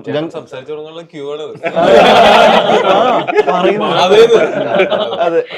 അല്ല ഗംഗാധരന്റെ പാട്ടേ മഞ്ജുതര എന്നുള്ള പാട്ട് ആ പുള്ളി പാടി അത് വളരെ നിർണായക സ്ഥലത്താണ് യൂസ് ചെയ്തത്. പറയൂ. പണം ഓർമ്മയില്ലാതെ വേറെ പടത്തിലേക്ക് ആ പാട്ട് ഇതിലാണ് ഇപ്പോൾ ചെയ്തിരിക്കുന്ന സിനിമയിലാണോ? ആ സെറ്റ് ഓഫ് എലമെന്റ്സ് ഭയങ്കര ഇമ്പോർട്ടന്റ് പടം, എസ്പെഷ്യലി ഇങ്ങനെ ഒരു പടം. കാരണം നമ്മളൊരു വളരെ കോർ ഇഷ്യൂ ആണല്ലോ അഡ്രസ് ചെയ്യുന്നത്. അപ്പം സോഴ്സ് മെറ്റീരിയൽ ഒറിജിനൽ ആക്കണമെങ്കിൽ ഇവരുടെ കണ്ടന്റ് വേണം. അല്ലെങ്കിൽ നമുക്കിപ്പോ ബാക്ക്ഗ്രൗണ്ട് സ്കോർ ചെയ്യുന്ന പോലെ ഇപ്പൊ അണ്ടർ സ്കോർ ചെയ്ത് അല്ല ജനറൽ ആയിട്ട് സ്കോർ ചെയ്തു, പക്ഷെ ഈ ഇമ്പാക്ട് കിട്ടില്ല. നമ്മൾ അവിടെ പോയി ഇവരെല്ലാരും അഭിനയിച്ച ആൾക്കാരും അവരുടെ തരുതായ പാട്ടുകൾ നമ്മളിപ്പം മായുമ്മ അങ്ങനെ ഒരു പാട്ടുണ്ടായിരുന്നു. ഈ ടോബി അത് ആക്ച്വലി അവര് ഫസ്റ്റ് ടൈം ആ ലൊക്കേഷനിലോട്ട് പോകുന്ന പാട്ട്. പിന്നെ വഞ്ചിതര എന്നൊരു പാട്ടുണ്ട്. അതുപോലെ തന്നെ ഭയങ്കര ഒരു സെക്കൻഡ് ഹാഫിൽ ഒരു വലിയൊരു ഫോറസ്റ്റിൽ പോയി കഴിഞ്ഞിട്ട് രാത്രി വരുമ്പോ ഒരു നേരമ്പിൽ എന്താ ഭയങ്കര രസമാണ്. നമുക്ക് ഡയറക്റ്റ് ആയിട്ട് ഫീൽ ചെയ്യില്ലെങ്കിലും അതിന്റെ നമ്മൾ ട്രാൻസ്പോർട്ട് ചെയ്യും ആ പാട്ടുകളുടെ ഒരു. എനിക്ക് ആ സെഷൻ കഴിഞ്ഞപ്പോഴേ മനസ്സിലായി ഗോഡ് ഒരു DNA ഒരു പടത്തിന്റെ DNA കിട്ടാനാണ് പാട്ട്. ജെയ്ക്സ് അങ്ങനെ ഈ സൗണ്ടിങ്ങിൽ അങ്ങനെ അതിന്റെ ഒരു ഈ പറഞ്ഞ ആ ഏരിയയെ ഉപയോഗിക്കുന്നു അല്ലെ? ഇപ്പൊ നമ്മള് അയ്യപ്പൻ കോശി പറഞ്ഞപ്പോഴാണെങ്കിലും അയ്യപ്പൻ കോശിയുടെ ഫ്ലേവർ കാരണം നമുക്ക് മനസ്സിലാവില്ല. പക്ഷെ ചെറിയ ചെറിയ മൈക്രോ ഡിഫറൻസസ് ഉണ്ട് ഫോക്ലോറിൽ തന്നെ. 100-300 പരം ഇൻസ്ട്രുമെന്റിലൊക്കെ അങ്ങനെ ഒരു വയനാട് അല്ലെങ്കിൽ അതിന്റെ ഒരു ട്രൈബ് അവരുടെ ചീനിക്കോടിലെ വേറെയാണ്, അട്ടപ്പാടിയിലെ വേറെയാണ്, ഇപ്പൊ മറയൂർ വേറെയാണ്. ഞാനിപ്പം ഈ കാർഡ് റിലേറ്റഡ് ആയിട്ടുള്ള അതിൽ തന്നെ കുറച്ച് റിസർച്ച് ചെയ്യാറുണ്ട്. വരട്ടെ എത്ര വേണം പോന്നു. അപ്പം ഞാൻ ആ റിസർച്ചിലാണ് എന്റെ കിക്ക്. അല്ലെങ്കിൽ നമ്മളിപ്പം സെയിം പടം ഇപ്പം ഒരേ സ്കോർ അതല്ലല്ലോ. ഈ എലമെന്റ്സ് വരുമ്പോഴാണ് അതിനകത്ത് ഒരു മാജിക് ആഡ്. അപ്പൊ നമ്മൾ ട്രെയിലറിൽ തന്നെ കൊണ്ടുവന്നതിന്റെ മൂഡ് അത് വേടന്റെ പ്രൊമോ സോങ്ങും ആ മൂഡിലാണ് ആക്ച്വലി ചെയ്തത്. 5 നാട്ടുകാർ അത് കേൾക്കുമ്പോഴേ നരുവേട്ടാന്നുള്ളൊരു queue. First that is important. How do you hook the people? എന്താണ് പടത്തിന്റെ വിഷ്വലി ഉണ്ടെങ്കിലും ഓഡിയോ ആണ് giving that character too. Trailer തന്നെ അങ്ങനെ ഒരു ഹുക്ക് ഉണ്ട്. അത് ആ പെർട്ടിക്കുലർ ട്രെയിലർ ഇതുക്കും മേലെ ഒരു ചാലഞ്ച് ഉണ്ട്. ഇതുക്കും മേലെ ഒരു ചാലഞ്ച് ഉണ്ട്. പറയുവാന്ന് പറഞ്ഞൊരു പാട്ട് ചെയ്താൽ ഞങ്ങൾ ഇതിനും മുകളിൽ ഒരു സാധനം ചെയ്യണം. ടോബി റൊമാൻറ്റിക് സോങ്സിന്റെ ആളാണ്. എല്ലാ പാട്ടും എനിക്ക് നിങ്ങൾ ചെയ്ത എല്ലാ പാട്ടും ഹിറ്റ്. അപ്പൊ നമ്മള് ഇങ്ങനെ എന്ത് ചെയ്യും എന്നുള്ള ഈ പാട്ട് ക്രാക്ക് ചെയ്തപ്പോ തന്നെ അതിന് ഇഷ്ടപ്പെട്ടു. അത് എല്ലാ സൈഡിൽ അപ്രൂവൽ കിട്ടി. പിന്നെ പാടിക്കുന്നതിൽ ഞങ്ങൾ കുറെ പേരെ ട്രൈ ചെയ്ത് അവസാനം സിഡി തന്നെ എത്തി. അത് യാദൃശ്യമായിട്ട് എങ്ങനെ ഇരിക്കും കുടുങ്ങുന്ന സൈഡിൽ ഒരു പാട്ട്, ഒരു നാടൻ മലയാളം സോങ് ശ്രീറാം പാടി എങ്ങനെ ഇരിക്കും എന്നുള്ളൊരു, അത് ഇപ്പൊ കിട്ടുന്ന റിസപ്ഷൻ അൺബിലീവബിൾ.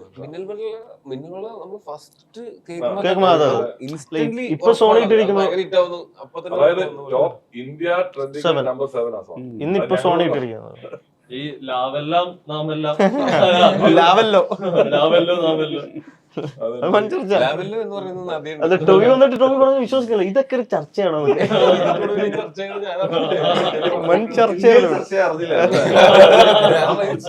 ലാവല്ലോ ലാവല്ലോ ശരി, അവരത് എൻജോയ് ചെയ്തിട്ട്. അപ്പൊ അതിന് പറഞ്ഞു ഇത് തിരുമേനി ചർച്ചകളാണ്. അല്ല, ഇത് കൈപ്രസാർ അറിഞ്ഞാലേ അങ്ങനെ പുള്ളിന്റെ അത് നമ്മളിട്ട പോസ്റ്റ് പുള്ളി ഷെയർ ചെയ്തു. അപ്പൊ അനു എക്സ്ക്ലമേഷൻ ലാവല്ലോ അല്ല നാവല്ലോ എന്നൊരു സാധനം ഇട്ടു. അതൊക്കെ മൊത്തത്തിൽ അനുവിനോട് വർക്ക് ചെയ്യുമ്പോ ആ ഒരു ഈസ് ഓഫ് വർക്ക് ഉണ്ട്. പിന്നെ എന്താ പറയാ, ഐ വാസ് വെരി ഹാപ്പി. ആ ഈ പറഞ്ഞ ഹൈ സ്പീഡ് ഷോട്ടിൽ, അതായത് ഈ സിംഗിൾ ഷോട്ട് സ്കോർ ചെയ്യാൻ ഏറ്റവും പാട്. കാരണം നമുക്ക് കട്ട്സ് ഉണ്ടെങ്കിൽ നമുക്ക് മാറി മാറി പിടിക്കാം. ഇത് ഒറ്റ ഇതിൽ പോവാണ്. അതിന് ടൊവിയുടെ ഇമോഷണൽ ഗ്രാഫിലൂടെ നമ്മളും പോകണം. ഓവർ ആവാൻ പാടില്ല. ഗൺ ഷോട്ട്സ് ഒക്കെ നടക്കുന്നു. അപ്പൊ ഏത് പോയിന്റിലാണ് ഹൈ കിട്ടേണ്ടതെന്നുള്ള പോയിന്റിലാണ് ഞാൻ ആ ഒരു ലിഫ്റ്റ് ചെയ്യുന്ന പോയിന്റ് ഫുൾ അതുവരെ ഒരു ഡൈനാമിക് മെയിൻറ്റെയിൻ ചെയ്തിട്ട്. അത് എപ്പോഴും സിനിമയിൽ എല്ലാ പോയിന്റും നമ്മൾ ഹൈ ആയിട്ട് കറക്റ്റ് പോയിന്റ് ഹൈ കിട്ടത്തില്ല. ഇവിടെ ആ ഷൂട്ട് ഔട്ടിൽ ഒരു പോയിന്റ് ഉണ്ട്, സ്പോയിലേഴ്സ് അപ്പാർട്ട്, ആ കൊച്ചിനെ ബന്ധപ്പെടും. That place people have to cry. അതിനകത്ത് ഒരു ഓപ്ഷൻ ഇല്ല. അറ്റ്ലീസ്റ്റ് ഒരു കലാകടിയന്മാരാണെങ്കിൽ ഒന്ന് വാവോ അല്ലേ എന്നെങ്കിലും തോന്നണം. അതിലാണ് നമ്മൾ അത് ശരിക്കും പറഞ്ഞാല് ഒരു സിനിമ കണ്ട് പൊട്ടിച്ചിരിക്കാൻ പറ്റുക, പൊട്ടിക്കരയാൻ പറ്റുക എന്നൊക്കെ പറയുന്നത് ഭയങ്കര ഗുഡ് ക്വാളിറ്റിയാണ്. നമ്മളെ ഇമോഷൻസ് ഒക്കെ നമ്മുടെ ഉള്ളിൽ ഉള്ള കാരണം കൊണ്ടാണല്ലോ. ഞാനങ്ങനെ കരയുന്ന ആളാണ്. ഏറ്റവും വലിയ പ്രശ്നം വെച്ചാൽ ആ പടത്തിന്റെ അവസാനത്തിലൊക്കെ ഈ കരഞ്ഞോണ്ടിരിക്കുമ്പോ ഈ തിയേറ്ററുകാർ ആ ഒരു 10-20 സെക്കൻഡ് സമയം കൊടുക്കണം ലൈറ്റ് ഓൺ ആക്കുന്നത്. ഭയങ്കര ബുദ്ധിമുട്ടാണ്. ആ ഒരു അവസ്ഥയിലേക്ക് പോകും. അല്ല, ഇത് ശരിക്കും ലിറ്ററലി നമ്മൾ തിയേറ്ററിൽ വെച്ചിട്ട് പോകുമ്പോൾ, നാളെ നമ്മൾ പോകുമ്പോൾ മനസ്സിലാവും. കുറച്ച് ആൾക്കാർ അവിടെ ഇരിക്കുകയാണ്, ഇരുന്നിട്ട് നമ്മളിലേക്ക് ടൈം ഐസ് മെൽറ്റ് ചെയ്യാനുള്ള സമയം ഉണ്ടാവും. ഇതിപ്പോ ഈ സിനിമയില് ഹെവി ഹാർട്ടഡ് ആയിട്ടാണല്ലോ ആൾക്കാർ തിയേറ്ററിൽ നിന്ന് ഇറങ്ങുന്നത്. നമുക്കാണെങ്കിലും ഈ കഥ ആദ്യമായിട്ട് നമ്മൾ ഇരുന്ന് കേട്ടിട്ട് ആ രാത്രി ഇരുന്ന് നമ്മൾ ആലോചിക്കും, നല്ലല്ലേ ഇങ്ങനെയൊക്കെ ഉണ്ടെങ്കിൽ എന്തൊരു, അങ്ങനെ നമ്മൾ ചിന്തിച്ച് ഷൂട്ട് ചെയ്യുന്ന സമയത്ത് സംഭവം നമ്മൾ ഫ്രണ്ട്സ് കാണുമ്പോൾ തമാശ പറയും, ചിരിക്കും, കളിക്കും, നമ്മൾ ലുഡോ കളിക്കുന്നുണ്ട്. ഇതെല്ലാം നടക്കുന്നുണ്ടെങ്കിൽ പോലും എല്ലാവരുടെയും ഉള്ളിൻ്റെ ഉള്ളിൽ ഒരു കനമുണ്ട്. ഈ പ്രത്യേകിച്ച് വയനാട് ഏരിയ ചെയ്യുന്ന സമയത്ത് നമുക്ക് ആ ഒരു കനം നമുക്ക് തന്നെ ഫീൽ ചെയ്യും.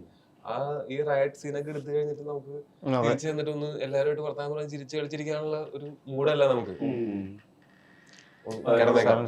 ഇന്നത്തെ ദിവസം ഇനി ഇങ്ങനെ ഒന്നും ചെയ്യാനില്ല എന്ന് പറഞ്ഞു. കാര്യം അത് നമ്മളിത് അത് റിലീവ് ചെയ്യുന്ന പോലെയാണല്ലോ നടന്ന സംഭവത്തിന്റെ പിന്നാലെ നടന്ന് ചെയ്യുന്ന ഒരു സിനിമ. അതാണ് അതിന്റെ ഇമോഷണൽ. നമ്മൾ ഏത് എക്സ്ട്രീം പോയാലും ആൾക്കാർ എടുക്കും. കാരണം ഇവരനുഭവിച്ചതിന്റെ ഒരു ട്രോമയാണല്ലോ അത്. സോ എത്ര ഇമോഷണൽ ആയാലും ആ സീനിൽ അത് ഹോൾഡ് ചെയ്യും. You will get that emotion. കാരണം അത് എംപത്തൈസ് ചെയ്യുന്ന ആൾക്കാർക്ക് അറിയാം എന്തോരം സഫറിംഗ് ആണ് അവിടെ നടന്നിട്ടുള്ളത്. സോ അതായിരുന്നു എനിക്ക് തോന്നുന്നു സ്കോറിലായാലും you are trying to voice വെച്ചിട്ട് ഇങ്ങനെ പുഷ് ചെയ്ത് അവസാനം അത് കഴിഞ്ഞിട്ട് ഒരു 2 വീലർ ട്രാവൽ ഉണ്ട് ബസ്സിൽ. അവിടെയൊക്കെ വെൻ ഫുൾ ത്രോട്ടിൽ എന്നാലും ആ ഇമോഷൻ ടേക്ക് ചെയ്യാൻ പറ്റും. കാരണം ബാക്ക് സ്റ്റോറി അങ്ങനെ കിടക്കണം, നടന്ന സംഭവം. സ്ക്രീനിൽ കാണുന്ന സമയത്ത് ലയത്തിന്റെ അത്ര തന്നെ ഡെപ്ത് അവിടെ നിന്നുള്ള ഫൈനൽ ആക്ടിൽ മൊത്തം ടോവിയെ ഫോളോ ചെയ്തോണ്ട് കുറച്ച് നേരം സിനിമ പോകുന്നുണ്ടല്ലോ. അവിടെ എല്ലാം ഈ പെയിൻ ക്യാരി ഓവർ ചെയ്യുന്നുണ്ട്. അല്ല, നമുക്കത് സിനിമ എന്ന ആൾക്ക് അതിൽ കുറച്ച് ലിമിറ്റേഷൻസ് ഉണ്ട്. നമുക്കിപ്പം പറയുന്നത് അതിന്റെ ഒരു ട്രാവലിൽ നമുക്ക് ആ മിനിമൽ ട്രാവലിൽ മാക്സിമം ഇതിലേക്ക് എത്തിക്കുക എന്നുള്ളതാണ്, ഇതിന്റെ സൊല്യൂഷനിലേക്ക് എത്തിക്കുക. അതിൽ കുറച്ച് ഇപ്പം ഞാൻ പറയുന്നത് ഒരുപാട് ഇപ്പം കോർട്ട് സീക്വൻസും കുറേ പോലീസ് സ്റ്റേഷൻ സീക്വൻസും കുറേ അന്വേഷണത്തിന് മൊണ്ടാഷനും ഒക്കെ നമുക്ക് ആഡ് ചെയ്യാൻ പറ്റില്ല. ഓഫ്കോഴ്സ് നമുക്ക് അറിയുന്നതാണ് അത്. അപ്പോൾ നമ്മളത് ക്രാക്ക് ചെയ്തിട്ട് എത്രയും പെട്ടെന്ന് വർഗീസിൻ്റെ ക്യാരക്ടർ ഇമോഷൻസിലേക്ക് പോയി കഴിഞ്ഞ് ഇതിലേക്ക് ഒരു സൊല്യൂഷനിലേക്ക് എത്തുക എന്നുള്ളതാണ് നമ്മൾ അവിടെ യൂസ് ചെയ്തൊരു ടൂൾ. അത് ശരിക്കും വർക്കായി. അതും ജെക്സന്റെ അവിടെ ഒരു ലിറിക്കൽ ഒരു സോങ്ങിൻ്റെ പോർഷൻ ആഡ് ചെയ്തിട്ടുണ്ട്. അതും കൂടി ചേർത്തിട്ടാണ് ഇതിപ്പോൾ പുതിയ കാലത്ത് ഇങ്ങനെയൊക്കെയാണ് ട്രൈ എന്ന് നമ്മൾ തിയേറ്ററിൽ നിന്ന് തന്നെയാണല്ലോ നമ്മൾ അറിയുന്നത്. ഇതെല്ലാം ടോബി പറഞ്ഞ പോലെ നമുക്ക് ഈ സിനിമ മറ്റൊരു തരത്തിൽ ടോട്ടൽ ഇതിൻ്റെ ഒരു വേറെ പാലറ്റിൽ സിനിമ ചെയ്യാം. ഈ സിനിമ ആൾക്കാർക്ക് അപ്പീലിംഗ് ആക്കാം എന്നുള്ളതല്ലാതെ ക്ലൈമാക്സിൽ ഇതിന് ഉത്തരവാദികളായിട്ടുള്ള എല്ലാവരെയും ഈ വർഗീസ് പീറ്റർ അങ്ങനത്തെ ഒരു ഓപ്ഷൻ നമുക്കില്ല. അങ്ങനത്തെ ഒരു സാറ്റിസ്ഫാക്ഷൻ പ്രേക്ഷകർക്ക് കൊടുക്കാനായിട്ടുള്ള ഓപ്ഷൻ ഈ സിനിമയിൽ നമുക്ക് ഇല്ല. അപ്പോ അത് നമുക്ക് ഭയങ്കര വെല്ലുവിളിയായിരുന്നു. ഈ പടം അവസാനിക്കുന്ന സമയത്ത് ആൾക്കാർക്ക് ആ ഒരു ഇമോഷൻ, അതായത് എപ്പോഴും നമുക്ക് ഈ ഹൈ മൊമെന്റ്സ് അങ്ങനത്തെ രീതിയിലേക്കൊക്കെ മാറിയിട്ടുണ്ട് ആൾക്കാരുടെ ഈ ആസ്വാദനം. High moments, wow moments, romanticisation ഇതൊക്കെ ഉള്ളതല്ലാതെയും കുറെ ഇമോഷൻസ് മനുഷ്യന്റെ മനസ്സിൽ വികാരങ്ങളെയൊക്കെ ഇവോക്ക് ചെയ്യുന്ന നമ്മൾ കണ്ടിട്ടുള്ള സിനിമകളെല്ലാം ഹൈ മൊമെന്റ്സ് ഉള്ള സിനിമകളല്ല. നമ്മളെ ഇപ്പൊ ആകാശദൂതിലെ ഹൈ മൊമെന്റ്സ് കൊണ്ടല്ല നമ്മൾ ആകാശദൂത് ഇപ്പോഴും നമ്മൾ ഓർമ്മിക്കപ്പെടുന്നത്.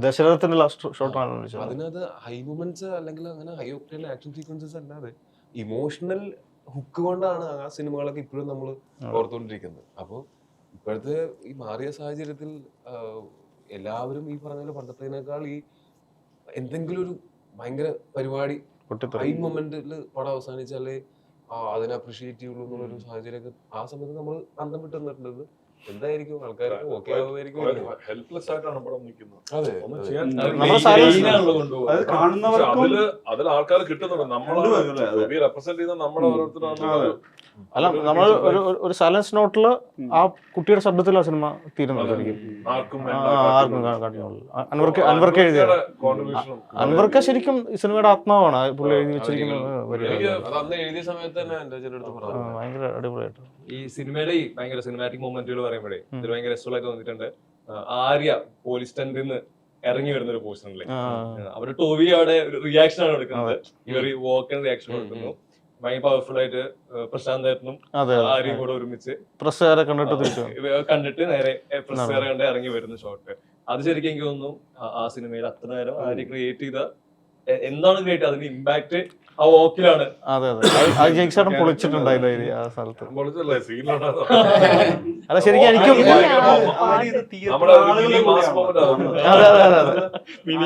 ഇതെല്ലാം തിയേറ്ററിൽ ആളുകളുടെ കൂടെ നിങ്ങള് ത്രൂ ഔട്ട് തിയേറ്റർ വിസിറ്റ് ആണല്ലോ. എന്താണ് തിയേറ്ററിൽ ഇത് കാണുമ്പോ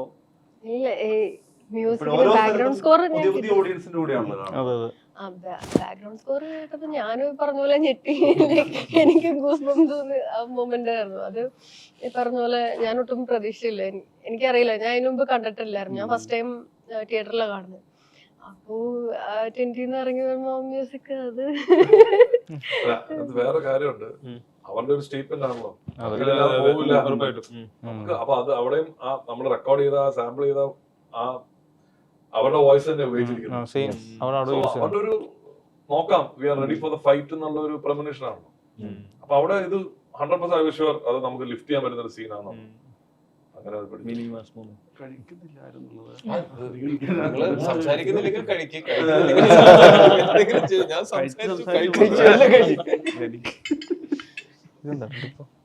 സിനിമയുടെ ഈ പോസ്റ്റ് റിലീസിൽ വന്ന എല്ലാതരം റിവ്യൂല് ഏറ്റവും കൂടുതൽ പറഞ്ഞത് ടോബിയുടെ പെർഫോമൻസിനെ പറ്റി കുറെ ഫീഡ്ബാക്കുകൾ ഉണ്ടായിരുന്നു.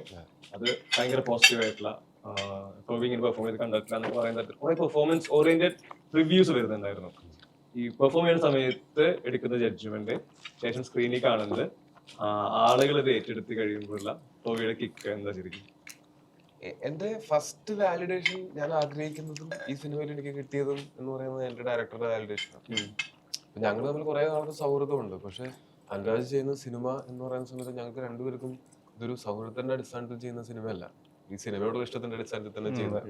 അപ്പൊ ഒരു സീൻ അഭിനയിച്ചു കഴിഞ്ഞിട്ട് ഞാൻ വീണ്ടും പറയുന്നു, എനിക്ക് ആ ഭയങ്കര അന്നത്തെ ദിവസം രാവിലെ മുതൽ ആ സീൻ, അപ്പൊ ആ സീനാണ് ചെയ്യുന്നതെന്നുള്ള കാരണം നമ്മളെല്ലാവരും ആ ഒരു മൂഡിലാണ് ഇരിക്കുന്നത്.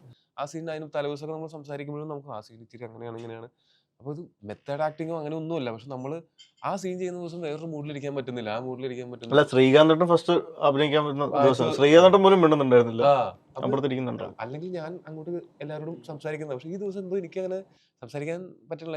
ഞങ്ങളത് കഴിഞ്ഞിട്ട് വന്ന് ആ റൂമിനകത്ത് തന്നെ ഇരുന്ന് നമ്മളത് ഇങ്ങനെ പറഞ്ഞു നോക്കി, ഇതുപോലെ പറഞ്ഞുകൊണ്ടിരിക്കുമ്പോൾ എനിക്ക് സങ്കടം വരുവാണ് ഇത് ചെയ്തുകൊണ്ടിരിക്കുമ്പോൾ.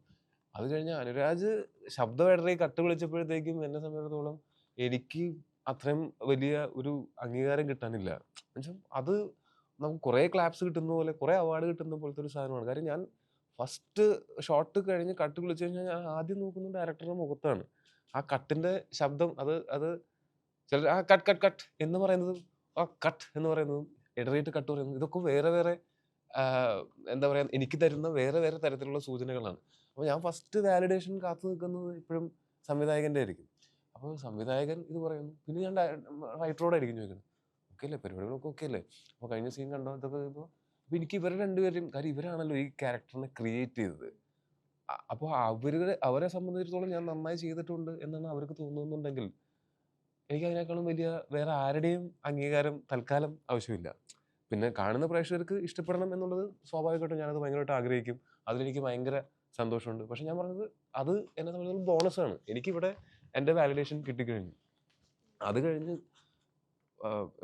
ഞാൻ കുറേ നാളുകളായിട്ട് കുറേ സിനിമകൾ ചെയ്തിട്ടുണ്ട്. പലതിനും നമുക്ക് നല്ല അപ്രീസിയേഷൻ കിട്ടിയിരുന്നുണ്ടെങ്കിലും ഇതെന്ന് പറഞ്ഞാൽ ഒരു പക്ഷേ ആ ഇമോഷണൽ ഹുക്ക്, അത് എന്നിലൂടെ ആ ഇമോഷണൽ ഹുക്ക് സംഭവിക്കുന്നതുകൊണ്ടായിരിക്കാം ചിലപ്പോൾ ആൾക്കാർക്ക് ഭയങ്കരമായിട്ട് അത് ഫീൽ ചെയ്യാനും കണക്ട് ചെയ്യാനും പറ്റുന്നത്.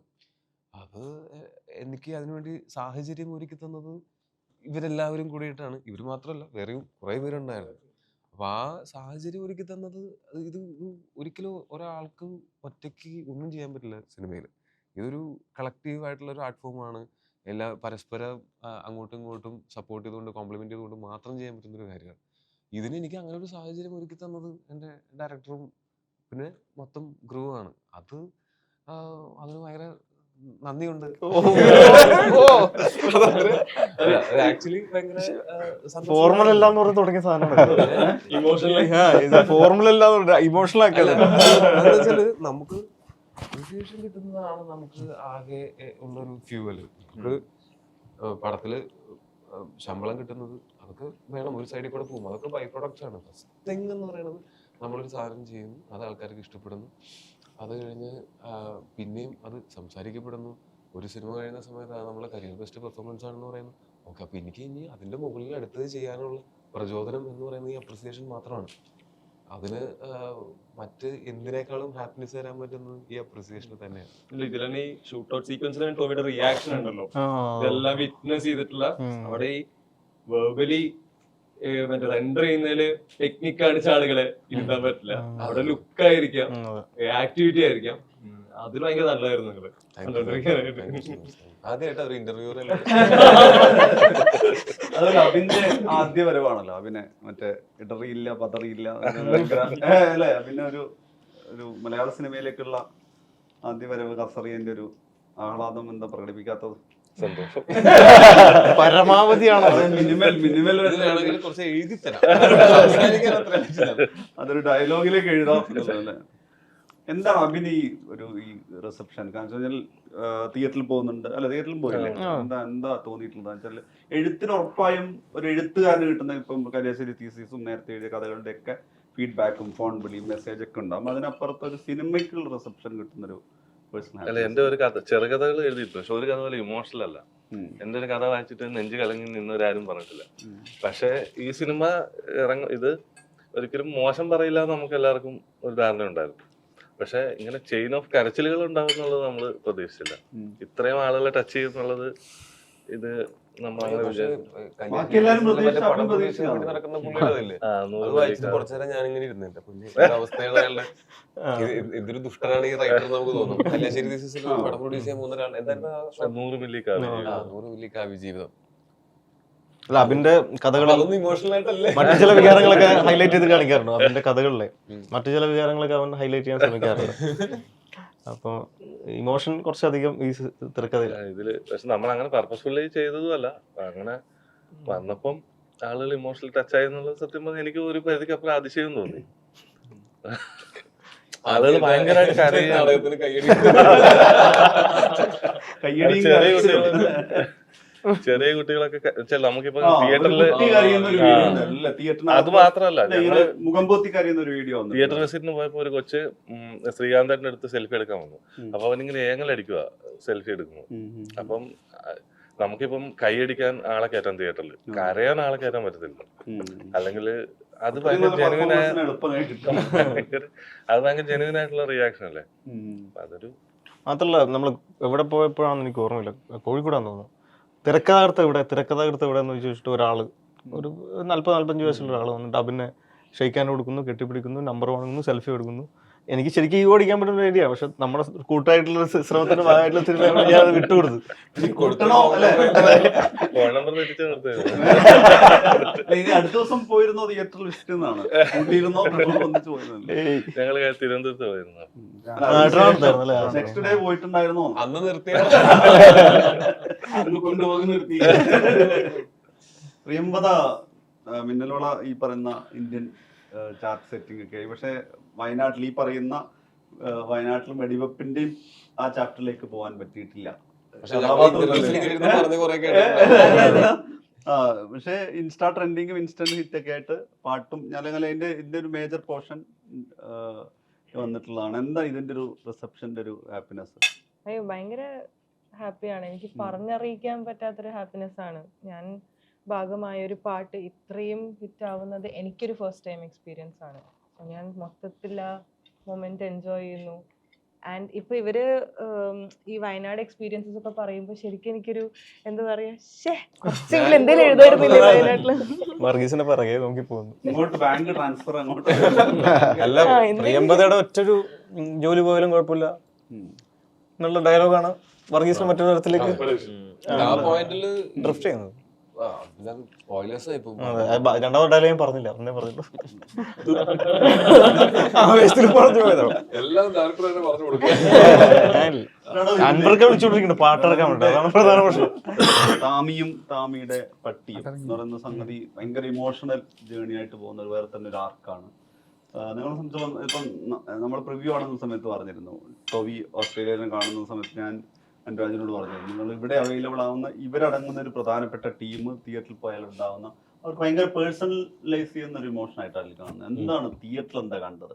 തിയേറ്ററിൽ കണ്ടപ്പോൾ നമുക്ക് ആക്ച്വലി ടോയ് ചേട്ടൻ പറഞ്ഞ പോലെ ഷൂട്ട് ചെയ്യുന്ന സമയത്ത് ടെക്നിക്കൽ ക്രൂവിൻ്റെ ആ ഒരു സപ്പോർട്ടും അവർ ഷൂട്ട് ചെയ്യുന്ന ആ ഒരു ഫോമാറ്റും ഒക്കെ കാണുമ്പോൾ ഒരു വിശ്വാസം ഉണ്ടായിരുന്നു, ഇതെന്തായാലും തിയേറ്ററിൽ ടെക്നിക്കലി ഇതെന്തായാലും വർക്കൗട്ട് ആവുന്നത്. ബട്ട് ഇമോഷണൽ നമുക്ക് ഒരു ഓഡിയൻസ് കണ്ട ശേഷം അവർ പറയുന്നത് വെച്ച് വിലയിരുത്താൻ പറ്റുക. സോ ഈ താമിയുടെ പട്ടിയും എന്നുള്ളൊരു കണക്ഷൻ കുറേ പേർക്ക് മൃഗങ്ങളായിട്ട് കണക്ഷൻ ഉള്ളവരാണെങ്കിലും, അല്ലെങ്കിൽ ആ ഒരു ഫീൽ എവിടെയെങ്കിലും അത് ആ മൃഗങ്ങളെ മിസ് ചെയ്യുന്നവരാണെങ്കിലും, താമി എന്നുള്ളൊരു സാധാരണക്കാരൻ്റെ ആ ഒരു ഇമോഷൻ മനസ്സിലാക്കുന്ന ഒരു സാധാരണ മനുഷ്യത്വമുള്ളൊരു മനുഷ്യനും ഫീൽ ചെയ്തു. എൻ്റെ അടുത്ത് വന്ന് കരഞ്ഞു. ഒരു ചേച്ചി എൻ്റെ അടുത്ത് വന്നിട്ട് അവർക്ക് തീരെ സംസാരിക്കാൻ പറ്റുന്നില്ല, കണ്ണിൽ നിന്ന് വെള്ളം ഒഴുകുന്നുണ്ട്. അപ്പം ഞാൻ ചേച്ചി കൂളാവ്, സമാധാനപ്പെടുന്നു പറഞ്ഞിട്ടും ആ പട്ടി ജീവനോടുണ്ടോ എന്നാണ് ചോദിച്ചത്. അപ്പോൾ അവർ ലിറ്ററലി വിചാരിച്ചത് ആ പട്ടി മരിച്ചു എന്നാണ്. അപ്പോൾ അത്രത്തോളം ആ കഥയുടെ അകത്തേക്ക് കണക്ട് ചെയ്ത് അകത്ത് പോയിട്ട് അവരുടെ കയ്യിൽ ഡോഗിൻ്റെ ഫുട് പ്രിൻ്റ് ഒക്കെ ഉണ്ട്. അപ്പോൾ എന്തെങ്കിലും ഒരു മെമ്മറി അല്ലെങ്കിൽ ഒരു മൊമെൻ്റ് അവർക്ക് ഉണ്ടാകാം എന്ന് ഞാൻ വിചാരിച്ചിരുന്നു. സോ അത്രത്തോളം കണക്റ്റായിട്ട് നമ്മുടെ അടുത്ത് സംസാരിക്കുന്ന സമയത്ത് അവർ കരയുന്നു. ചോദിച്ചേട്ടൻ പറഞ്ഞ പോലെ നമ്മളെല്ലാവരും പറഞ്ഞ പോലെ നമ്മൾ സന്തോഷിക്കുന്നു, അവരുടെ കരച്ചിലും നമ്മൾ സന്തോഷിക്കുന്നു. കാരണം അത് വർക്കൗട്ട് ആയതിൻ്റെ ഒരു സന്തോഷം നമുക്കും, അത് എടുത്തുകൊണ്ടാകാൻ പറ്റി എന്നുള്ളൊരു സന്തോഷം അവർക്കും ഫീൽ ചെയ്ത് ഒരുപാട് സന്തോഷമായിട്ട് തോന്നി. ടോട്ടൽ എപ്പോഴും പറയണത് തന്നെയാണ്, ഇത് തനിച്ച് നിന്നുകൊണ്ട് ചെയ്തൊരു സംരംഭമല്ല ഇത്. നരിവേട്ട ടോട്ടൽ ക്രൂവിൻ്റെ എല്ലാവരും ഈ സിനിമ നല്ല രീതിയിൽ വരണം, അല്ലെങ്കിൽ നമ്മൾ പറയുന്ന സബ്ജക്റ്റ് എത്രത്തോളം വലുതാണ്, വാല്യബിൾ ആണെന്നുള്ളത് ജനങ്ങളിലേക്ക് എത്തിക്കണം, അത് റോങ് ആയിട്ട് കൺവേ ആകരുത് എന്നുള്ളൊരു വിഷയം എല്ലാവരുടെ മനസ്സിലുണ്ടായിരുന്ന കാരണമാണ് ഇത്രത്തോളം നരിവേട്ട ഇന്ന് ജനങ്ങളിലേക്ക് എത്തിയതും നമ്മൾ അതിനെക്കുറിച്ച് സംസാരിക്കുന്നത് ഞാൻ വിശ്വസിക്കുന്നു. ടോബി, നമ്മൾ പലപ്പോഴും പറഞ്ഞിട്ടുണ്ട്, എന്നാൽ പോലും ഈ ടോബിയുടെ തോറ്റ നായകന്മാർ അല്ലെങ്കിൽ പരാജയപ്പെട്ട നായകന്മാർ എന്ന് പറയുന്നത് നമ്മൾ വെറുതെ ഒരു അതിശയോക്തി പോലെ പറയുന്നത് രാശിയുള്ളത് നായകൻ തോറ്റ. ഇപ്പോഴും ഈ പറഞ്ഞ ഈ നമ്മുടെ ഇതിലെ ക്യാരക്ടർ എന്നതിൻ്റെ മൊയ്തീനാണെങ്കിലും പിന്നെ ഇത് മായാനദി ആണെങ്കിലും ഭയങ്കരമായിട്ട് ആളുകൾ പേഴ്സണലൈസ് ചെയ്തിട്ടുണ്ടല്ലോ. ഇപ്പം നേരത്തെ അനുരാജ് ഇത് ഇത്രയും എഴുത്തുകൾ ഇപ്പം ഫേസ്ബുക്ക് മറ്റേ ആക്ടിവേറ്റ് ചെയ്ത പോലെയാണ് ഇതിൽ എഴുത്തുകൾ വന്നുള്ളത്. ഇൻസ്റ്റാഗ്രാമിൽ ഇതിൻ്റെ വീഡിയോസും ഇൻട്രാക്ഷൻ വരുന്നു, ഭയങ്കര പേഴ്സണൽ നോട്ട് വരുവാണല്ലോ. ചുരുക്കം സിനിമകൾക്കാണ് അങ്ങനെ ആളുകൾ അതിനെ വൈയക്തികമായിട്ട് ഏറ്റെടുത്ത് കണക്ട് ചെയ്തിട്ട് നോട്ട് വരുന്നത്. അങ്ങനെ ഒരു പേഴ്സണൽ നോട്ടാണല്ലോ വരുന്നത്. ചില ആളുകൾ കത്തെഴുതുന്നു, അല്ലെങ്കിൽ ഇമോഷണൽ എഴുതുന്നു, അങ്ങനെ ഒരു സംഗതി വരുന്നത്. അതൊരു ഒരു പരാജയപ്പെട്ട ചില നായകനെ സിനിമകൾക്ക് connect നമുക്ക് ചെയ്ത്. അത് കൂടുതലായിട്ട് അനുഭവപ്പെടും. ഉം. ഈ ഒറ്റ വരിയിലൊക്കെ നമുക്ക് അതവര് മനസ്സറിഞ്ഞ് പറയണതാണ്. എല്ലാ പടത്തിനും ഒന്നും അങ്ങനെ ഒരു അങ്ങനെ എന്തെങ്കിലും നമ്മളോട് അഭിപ്രായം പറയുകയൊന്നുമില്ല. നമ്മൾ സുഹൃത്തുക്കൾ തന്നെ എല്ലാ പടമൊന്നും കണ്ടിട്ട് അങ്ങനെ പറയുന്നില്ല. ചില പടങ്ങൾ അവർ കണ്ടിട്ട് പറയും. അങ്ങനെ ചില പടങ്ങൾക്ക് അത് കുറേ കൂടുതൽ കിട്ടും. ഈ പടം അങ്ങനെ കുറച്ചധികം കിട്ടിയതാണ്. പിന്നെ ഈ തോറ്റുപോയവരുടെയും കൂടെയാണല്ലോ ഈ ലോകം. അത് കുറേ പേരുണ്ട്. നമ്മളും ജീവിതത്തിൽ പല സമയത്തും തോറ്റ് നിന്നിട്ടുള്ള ആൾക്കാരാണല്ലോ. അപ്പോൾ നമുക്കത് റിലേറ്റ് ചെയ്യാൻ പറ്റുന്നുണ്ടായിരിക്കാം. നമ്മളെപ്പോഴും ഈ ജയിക്കുന്നവരുടെ കഥ കേട്ടിട്ട് ജീവിതത്തിൽ കുറേ പരാജയങ്ങളൊക്കെ ഏറ്റുവാങ്ങിയിട്ടുള്ള ആൾക്കാർക്ക് ആ ജയിക്കുന്ന ആൾക്കാരുടെ കഥ കാണുമ്പോൾ അത് നമ്മുടെ സ്വപ്നവുമായിട്ട് റിലേറ്റ് ചെയ്യാൻ പറ്റുള്ളൂ. സ്വന്തം ജീവിതവുമായിട്ട് റിലേറ്റ് ചെയ്യാൻ പറ്റുന്നത് ചിലപ്പോൾ ഈ തോറ്റുപോയവരുടെ കഥകളായിരിക്കാം. അതിപ്പോൾ പ്രണയത്തിലാണെങ്കിലും ജീവിതത്തിലാണെങ്കിലും ഒക്കെ തോറ്റുപോയിട്ടുള്ള ഒരുപാട് ആൾക്കാർ എൻ്റെയും പരിചയത്തിലുണ്ട്. നമുക്കും അതുപോലത്തെ പരാജയങ്ങൾ സംഭവിച്ചിട്ടുണ്ട്. അപ്പം അത് ജയിക്കുക എന്ന് പറഞ്ഞാൽ ഒറ്റ തരത്തിലേ ജയിക്കുകയുള്ളൂ. ജയിക്കുന്ന സന്തോഷം. തോൽവി പലതരത്തിൽ തോൽക്കാം. നമുക്ക് സാമ്പത്തികമായിട്ട് പരാജയപ്പെടാം, ഇമോഷണലി പരാജയപ്പെടാം, അങ്ങനെ പലതരത്തിൽ പരാജയപ്പെടുമ്പോൾ ഭാഗികമായിട്ട് പരാജയപ്പെടാം, പൂർണ്ണമായിട്ടും പരാജയപ്പെടാം, അങ്ങനെയൊക്കെ ഉണ്ടാവും. അപ്പോൾ അതൊക്കെ റിലേറ്റ് ചെയ്യാൻ പറ്റുന്ന ഒരുപാട് ആൾക്കാർ ഇവിടെ ഉണ്ടായിരിക്കും. നമ്മുടെ ഈ ഐഡിയൽ ആയിട്ടുള്ള ഹീറോസും എനിക്കെപ്പോഴും ഞാൻ ഞാൻ ഞാൻ മനസ്സിലാക്കിയിട്ടുള്ളതെന്ന് വെച്ചാൽ നമ്മൾ ഐഡിയൽ ആയിട്ടുള്ളൊരു ഹീറോനെ ഒരു സിനിമയിൽ പ്ലേ ചെയ്യുന്ന സമയത്ത് അത് നിരന്തരമായിട്ട് കുറേ സിനിമകളിൽ പ്ലേ ചെയ്യുമ്പോൾ അത് ഭയങ്കര ആവർത്തന വിരസതയും നമുക്ക് തന്നെ അത് ഞാൻ മറ്റേ ടെംപ്ലേറ്റ് പോലെയാവും. പക്ഷെ ഇടയ്ക്കൊക്കെ ഒരു മംഗലശ്ശേരി വരണം എന്നുള്ള എന്തെങ്കിലുമൊക്കെ ഫ്ലോസ് ഉള്ള കുറവുകളുള്ള അങ്ങനത്തെ ആൾക്കാർ എന്ന് പറയുമ്പോൾ കുറച്ചും കൂടെ റിലേറ്റബിൾ ആയിരിക്കും. അപ്പൊ നമുക്ക് എല്ലാവർക്കും അറിയാം, നമ്മൾ ആരും എല്ലാം തികഞ്ഞവരൊന്നുമല്ല. നമ്മളെല്ലാം പുറത്തേക്ക് പ്രൊജക്ട് ചെയ്യപ്പെടുമ്പോൾ നമുക്ക് യാതൊരു കുഴപ്പങ്ങളും എല്ലാം അടിപൊളിയാണ്, മാനസികമായിട്ടും ശാരീരികമായിട്ടും എല്ലാം കൊണ്ടും ഇത് അടിപൊളിയാണ് നമ്മൾ പറയുമ്പോൾ ഉള്ളിൽ നമുക്ക് പല വിഷമങ്ങളും വേദനകളും ഉണ്ടാവും. അതൊക്കെ ഹൈഡ് ചെയ്ത് വെച്ചിട്ടായിരിക്കും നമ്മൾ നിൽക്കുന്നത്. അപ്പൊ അതുകൊണ്ടൊക്കെ ആയിരിക്കാം ഇങ്ങനെയുള്ള എനിക്ക് അങ്ങനത്തെ ക്യാരക്ടേഴ്സ് പ്ലേ ചെയ്യാനാണ് കൂടുതൽ വൾണറബിൾ ആയിട്ടുള്ള. തോറ്റാലും തോറ്റു കഴിഞ്ഞാൽ എന്ത് ചെയ്യാൻ പറ്റും, തോറ്റു അത്രേ ഉള്ളൂ. അങ്ങനെ തോൽക്കുന്ന ജയിക്കുന്നു ഒക്കെ അങ്ങനത്തെ ഒരു മിക്സ് ഓഫ് ക്യാരക്ടേഴ്സ് ചെയ്യാനായിട്ട് ഞാൻ ആഗ്രഹിക്കുന്നതിന്റെ കാരണം എന്ന് വെച്ചാൽ ഒരു സിനിമയിൽ ഇയാളെ ഒരു ആക്ടറിനെ കാണുമ്പോൾ അവസാനം ഇവനെ ജയിക്കുള്ളൂ. തുടക്കത്തിലെ ആൾക്കാർക്ക് തോന്നിക്കഴിഞ്ഞാൽ അവസാനം അയാൾ ജയിക്കുമ്പോൾ എങ്ങനെ എന്തോരം പാടുപെടേണ്ടി വരും അയാൾ ജയിക്കുമ്പോൾ ആൾക്കാർക്ക് അങ്ങനത്തെ ഒരു രോമാഞ്ചം ഉണ്ടാവാനായിട്ട്. അപ്പോൾ എന്റെ കഥാപാത്രങ്ങൾ ചിലപ്പോൾ തോൽക്കും, ചിലപ്പോൾ ജയിക്കും, ചിലപ്പോൾ മരിച്ചു പോകും. കൊണ്ട് ആൾക്കാർക്ക് ഒരു ഉറപ്പില്ല അവസാനം ഇവനെ എല്ലാവരും ഇടിച്ച് തോൽപ്പിക്കുമെന്ന് ഉറപ്പില്ല. കാര്യം ഇതിനകത്ത് ഇടിച്ച് തോൽപ്പിക്കാൻ പറ്റാത്ത ഒരു കഥാപാത്രമാണ്. അപ്പൊ അങ്ങനെ പലതരത്തിൽ ചെയ്യുന്ന സമയത്ത് ആൾക്കാർക്ക് ആ കൗതുകം ഫാക്ടർ നഷ്ടപ്പെടാതെ സൂക്ഷിക്കാൻ ഇങ്ങനെയുള്ള പലതരം ക്യാരക്ടേഴ്സ് ചെയ്യുന്നത് ഹെൽപ്പ് ചെയ്യുന്നതാണ് എനിക്ക് തോന്നുന്നത്. എനിക്ക് അങ്ങനെയാണ് എന്റെ അനുഭവം. ഇതുവരെ ടോവിയുടെ ക്യാരക്ടറിന്റെ ചിലപ്പോൾ എഴുത്തിലാണെങ്കിലും പെർഫോമൻസിലൊക്കെ കുറെ കോമ്പിനേഷൻ വർക്ക് ചെയ്യുന്നുണ്ടല്ലോ. ഇപ്പോ ടോവി സുരാജ് ഒരു കോംബോ വർക്ക് ചെയ്യുന്നു, ചേരനായിട്ടുള്ള കോംബോ. നേരെ ഞാൻ പ്രണവായിട്ടുള്ളത് ഈ ഏറ്റവും കോംബോ ഇവരുടെ ഈക്വേഷൻ. ഓരോ കോമ്പിനേഷനിലും ഭയങ്കരമായിട്ട് ഓരോരുത്തരും തമ്മിലുള്ള ഈക്വേഷൻ, അതായത് ഞാൻ ഈ പ്രണവിന്റെ ക്യാരക്ടറായിട്ടുള്ള ഈക്വേഷൻ എന്ന് പറഞ്ഞാൽ ഭയങ്കര ഇൻട്രസ്റ്റിംഗ് ഒരു ഈക്വേഷൻ ആണ്. ഇവർ തമ്മിൽ ഒരിക്കലും ഒരു എന്താ പറയാ ഒരു സൗഹൃദ സംഭാഷണവും അല്ലെങ്കിൽ ഒരു നല്ല വാക്ക് പോലും അങ്ങോട്ടും ഇങ്ങോട്ടും പറഞ്ഞിട്ടില്ലാത്ത ആൾക്കാരാണ്. പക്ഷെ ഒരു പോയിന്റിൽ ഇവർ തമ്മിൽ ഒരു ബ്രദർഹുഡ് പോലത്തെ ഒരു സാധനം നമുക്ക് എക്സ്പീരിയൻസ് ചെയ്യാൻ പറ്റുന്നു എന്ന് പറയുമ്പോൾ അത് ഭയങ്കര രസമുള്ള ആർക്കായിരുന്നു. രണ്ട് ക്യാരക്ടേഴ്സിന്റെ ഒരു പോയിന്റിൽ ഒരു മീറ്റ് ചെയ്യുന്നു. ഇതേപോലെ സുരാജേട്ടനായിട്ടുള്ളതും ചേരൻ സാറായിട്ടുള്ളതും ഒക്കെ. ചേരൻ സാറായിട്ടുള്ളതെന്ന് വെച്ചാൽ ആദ്യം പുള്ളിനെ ഇംപ്രസ് ചെയ്യാനായിട്ട് ശ്രമിക്കുന്ന ഒരു സ്ഥലത്തൊന്നും അങ്ങനെ പുള്ളിക്കെതിരെ ഭയങ്കര രസമുള്ള ആർക്കാണ്. അതായത് ഈ നമ്മുടെ ട്രെയിനിങ് ക്യാമ്പിൽ ഇവര് തമ്മിലുള്ള ഒരു ബോണ്ടിങ് തുടങ്ങുന്നത്, പുള്ളി ഒരു മെന്ററായി മാറുന്നത്, പുള്ളിന്ന് പുള്ളി സേവ് ചെയ്യുന്ന ഏരിയകള്, അത് ഭയങ്കര രസമുള്ളത്. ഞങ്ങൾക്ക് ഇവര് തമ്മിൽ ഭയങ്കര ബോണ്ടുള്ള ആൾക്കാരാണ്. ആ ബോണ്ട് പിടികിട്ടിയാൽ ഇവര് എത്രത്തോളം അടുത്തിട്ടുണ്ടെന്ന് പിടികിട്ടുന്നത്. ഒരുമിച്ച് ഷൂട്ട് ചെയ്യുന്ന ദിവസങ്ങളാണെങ്കിൽ ആരും ഇല്ലെങ്കിലും ഞങ്ങൾ രണ്ടുപേരും ഇരുന്ന് കുറെ കഥകളൊക്കെ പറയും. സുരാട്ടനാണെങ്കിൽ പണ്ട് ഇവര് ഓരോ സ്ഥലങ്ങളിൽ പോയ കഥകളൊക്കെ പറയും. ഇങ്ങനെ അവര് ഭാരത പര്യടനമൊക്കെ നടത്തിയിട്ടുണ്ട് മിമിക്രിയൊക്കെ ആയിട്ട്. ഈ കഥകൾ അതിനിടയ്ക്ക് ആക്സിഡന്റ് പറ്റിയ കഥ കുറെ കഥകൾ പറയും. അപ്പൊ എനിക്കിത് കേട്ടിരിക്കാൻ ഭയങ്കര ഇഷ്ടമാണ്. ഞാൻ സിനിമയിൽ വരുന്നതിന് എത്രയോ മുമ്പ് സിനിമയിൽ നടന്ന ആളാണ് പുള്ളി. ഞാനിപ്പോഴും പുള്ളിനെ കാണുന്നത് എന്റെ വളരെ സീനിയർ ആയിട്ടുള്ള വളരെ എക്സ്പീരിയൻസ്ഡ് ആയിട്ടുള്ള ഒരാളാണ്. ഒരു ഓപ്പോസിറ്റ് നിന്ന് അഭിനയിക്കുന്ന സമയത്ത് നമുക്ക് ആ ഒരു എന്താ പറയാ നമുക്ക് സാധനങ്ങൾ തിങ്സ് ഇട്ട് തരുന്ന ആളാണ് ശരിക്കും. നമ്മള് കുറെ ഡിസ്കസ് ചെയ്യും. നമ്മള് ഈ അടുത്ത് ചെയ്യാൻ പോകുന്ന ഒരു സീനെ പറ്റിയിട്ട് പുള്ളിയും ഞാനും അങ്ങോട്ടും ഇങ്ങോട്ടും ഇങ്ങനെ ഈ ബൗൺസ് ചെയ്യും, ഇങ്ങനെ ചെയ്തു അങ്ങനെ ചെയ്താലോ അങ്ങനെ പറയാനുള്ളൊരു സ്വാതന്ത്ര്യവും അത് കുറെ നാളായിട്ട് ഒരുമിച്ച് സമയം ചെലവഴിച്ചിട്ടുള്ള കാരണം കൊണ്ട് കാണുകയാണെങ്കിലും തീവണ്ടിയാണെങ്കിലും ഇതാണെങ്കിലും എമ്പുരാന്റെ സമയത്താണെങ്കിലും ഞങ്ങൾക്ക് രണ്ടാൾക്കും ഹൈദരാബാദിൽ അപ്പോഴും ഞങ്ങൾ ഇരുന്ന് കുറെ കഥകൾ പറയും. എന്നിട്ട് നമ്മൾ എമ്പുരാന്റെ സമയത്ത് ഇരുന്ന് നമ്മൾ ഇതിന്റെ കഥ പറഞ്ഞുകൊണ്ടിരിക്കുന്നത്.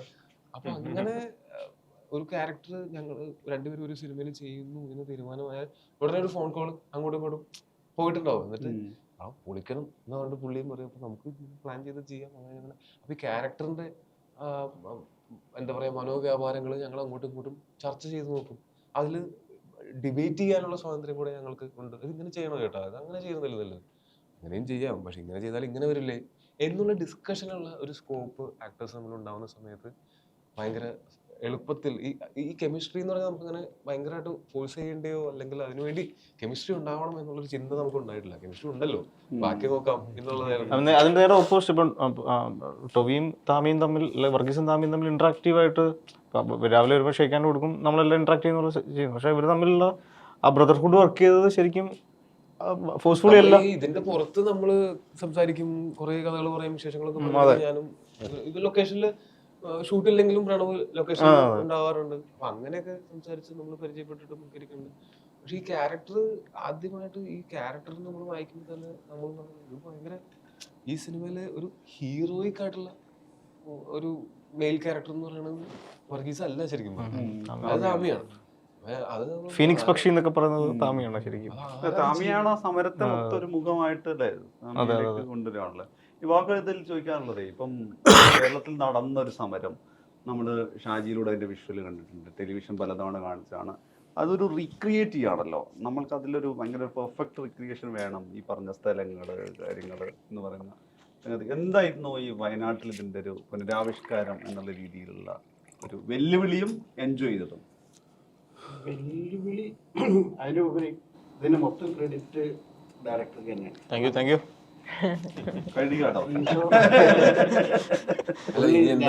ബാക്കി കേക്കട്ടെ.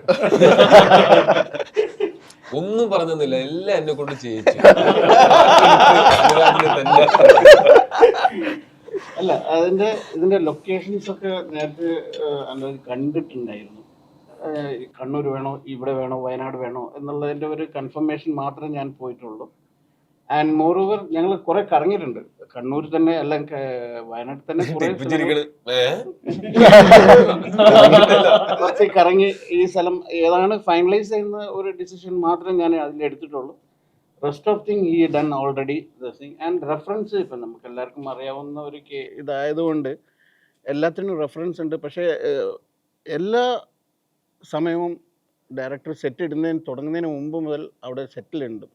സോ നമ്മൾ ചെയ്യുമ്പോൾ ഇത് ഇത് കുറച്ചും കൂടി വലുതാവണം, അല്ലെങ്കിൽ ചെറുതാവണം, അല്ലെങ്കിൽ ഇങ്ങനെ വേണ്ട എന്നുള്ള ഒരു ഇൻസ്ട്രക്ഷൻ ഉള്ളത് കൊണ്ട് തന്നെയാണ് അതിൻ്റെ പെർഫെക്ഷനും അത്രയും നന്നായിട്ട് ചെയ്യാൻ പറ്റിയത്. ആൻഡ് മോറോവർ ഇത് ഓൾ ടുഗദർ ഒരു ഗ്രൂപ്പ് വർക്കാണ്, means it's not a one man show. So അതുകൊണ്ട് തന്നെയാണ് അതിൽ ആർട്ടും കൂടിയും കുറച്ച് നല്ല രീതിയിൽ ചെയ്യാൻ പറ്റിയതിൻ്റെ ഒരു മോറോവർ നമ്മുടെ പ്രൊഡ്യൂസറെ പറയണം. കാരണം ഒരു ചുവരുണ്ടെങ്കിൽ മാത്രമേ വരയ്ക്കാൻ പറ്റുള്ളൂ. സോ അതുപോലെ പുള്ളി അതിന് വില്ലിങ്ങായി എന്നുള്ളതാണ് അതിൻ്റെ ഇത്. അടുത്തിരിച്ചുകൊണ്ട് എന്നല്ല, അല്ലെങ്കിൽ എനിക്ക് തരാനുള്ള പൈസ ഒക്കെ തന്നു കേട്ടോ. സോ അതും കൂടി ഒരു പാർട്ടാണ്. പിന്നെ ഇതിൻ്റെ DOP പുള്ളിയെ മറക്കാൻ പാടില്ല. കാരണം നമ്മളൊരു സെറ്റ് ഇടുമ്പോൾ ഏതൊക്കെ ആക്സസ് വെക്കും എന്നുള്ള ആദ്യം ഒരു ഡയറക്ടർക്ക് അറിയണം. എന്നാൽ മാത്രമേ ആ സെറ്റിനൊരു ഡയമെൻഷൻ ഉണ്ടാവും. പുള്ളിയും ഇതേമാതിരി നേരത്തെ വന്ന് ഞങ്ങൾ കൂടെ നിന്നിട്ട് സാർ ഇത് അന്ത പക്കം വെക്കലാമോ ഇന്ത പക്കം വെക്കലാമോ എന്നൊക്കെ ചോദിച്ച് അവരും ഒരു കോൺട്രിബ്യൂഷൻ ഉണ്ടായിരുന്നു. ആ കോൺട്രിബ്യൂഷനൊക്കെ ആയിരിക്കും നമുക്ക് ഇങ്ങനെ ഒരു നല്ല ഒരു ഔട്ട്പുട്ട് തരാൻ പറ്റുമെന്ന് വിചാരിക്കും. വേറെ ഒന്നിനെ പറ്റിയും ചിന്തയില്ലാത്ത DOP. ഷൂട്ട് ചെയ്യുക, ഭക്ഷണം കഴിക്കുക, ഉറങ്ങുക, ഷൂട്ട് ചെയ്യുക, ഭക്ഷണം കഴിക്കുക, തിരിച്ചു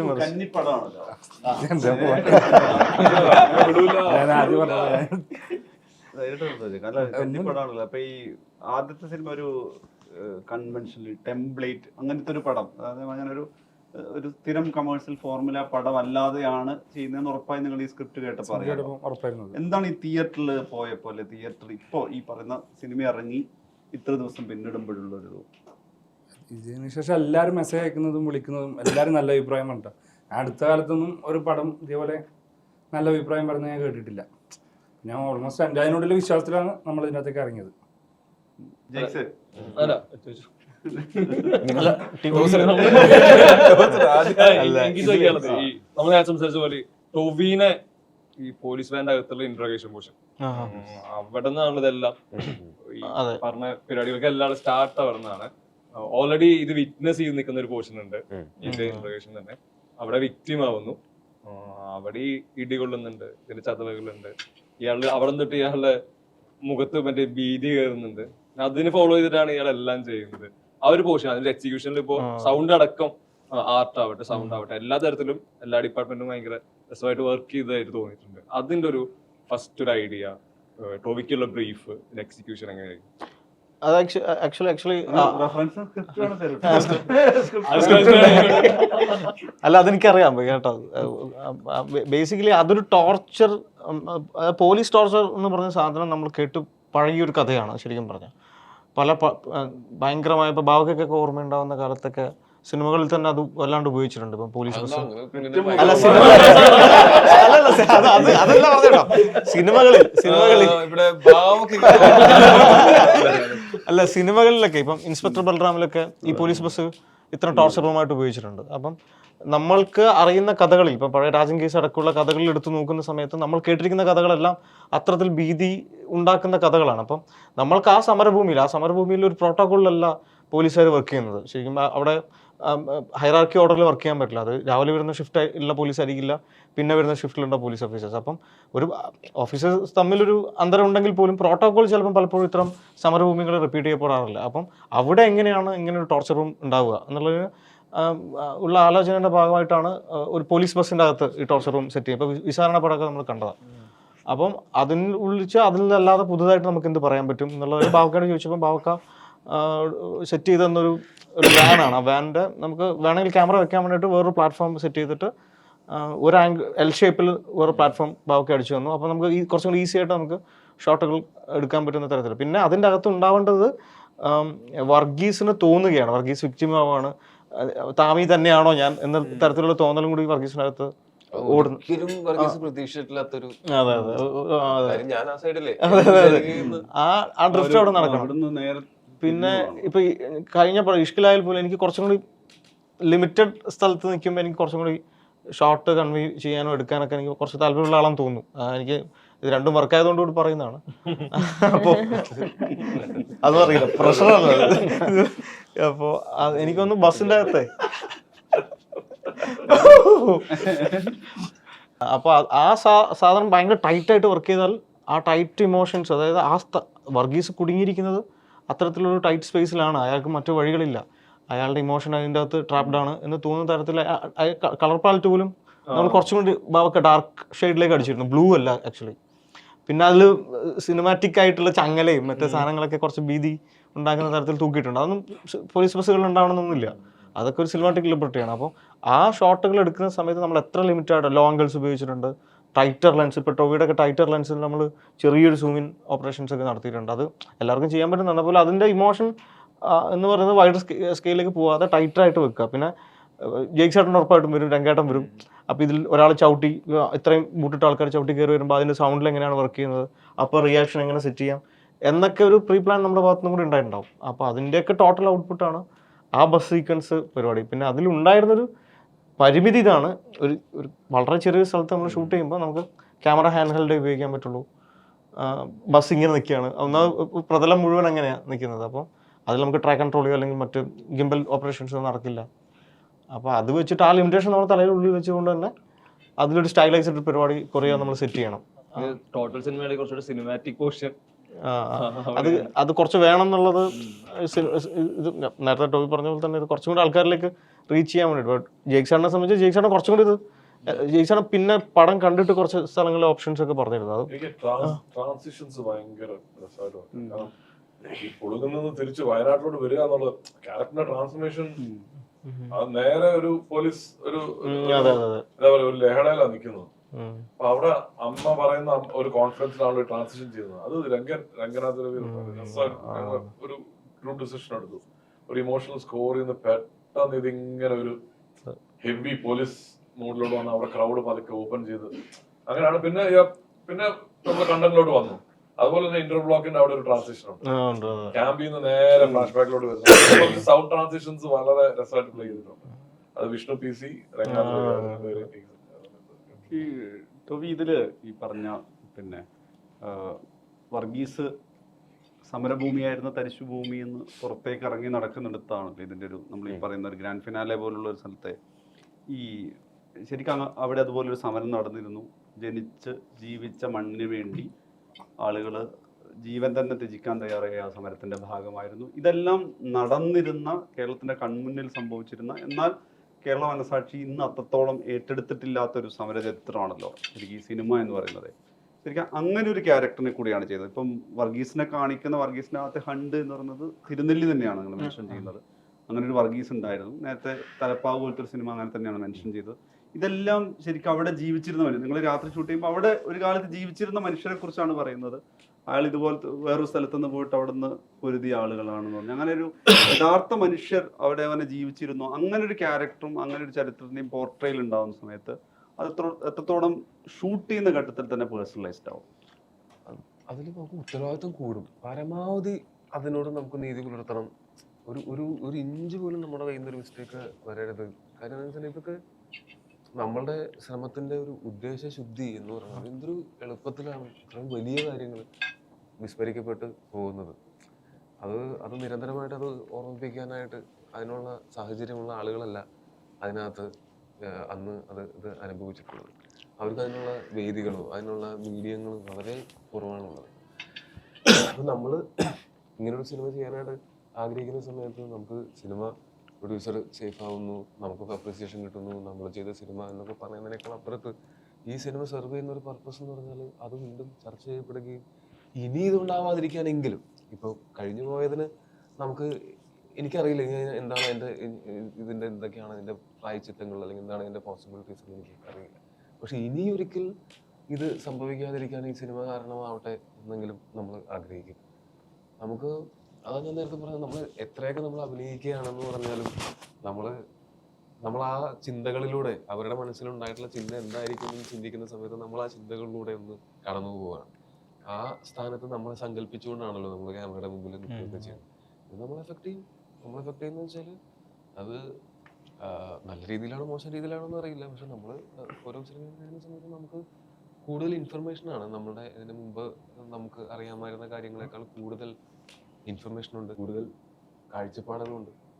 ഞാൻ ടൊവിനോ തോമസ് ആയിട്ട് നിന്ന് ചിന്തിക്കുമ്പോൾ എനിക്ക് മനസ്സിലാക്കാവുന്ന കാര്യങ്ങളെക്കാൾ കൂടുതൽ ഈ കഥാപാത്രത്തിന്റെ ഷൂസിലൊന്ന് ചിന്തിക്കുമ്പോൾ എനിക്കത് മനസ്സിലാക്കാൻ പറ്റും. കാര്യം ആ കഥാപാത്രം എന്താണ്, അയാളുടെ മാനസിക വ്യാപാരങ്ങൾ എന്തൊക്കെയാണെന്ന് ഞാനും ഡയറക്ടറും റൈറ്ററുമാണ് ഏറ്റവും കൂടുതൽ അതിനെപ്പറ്റി സംസാരിച്ചിട്ടുണ്ടാവുക. പിന്നെ ഷമീർ ഏറ്റവും കൂടുതൽ അതിനെപ്പറ്റി സംസാരിച്ചിട്ടുണ്ടാവുക.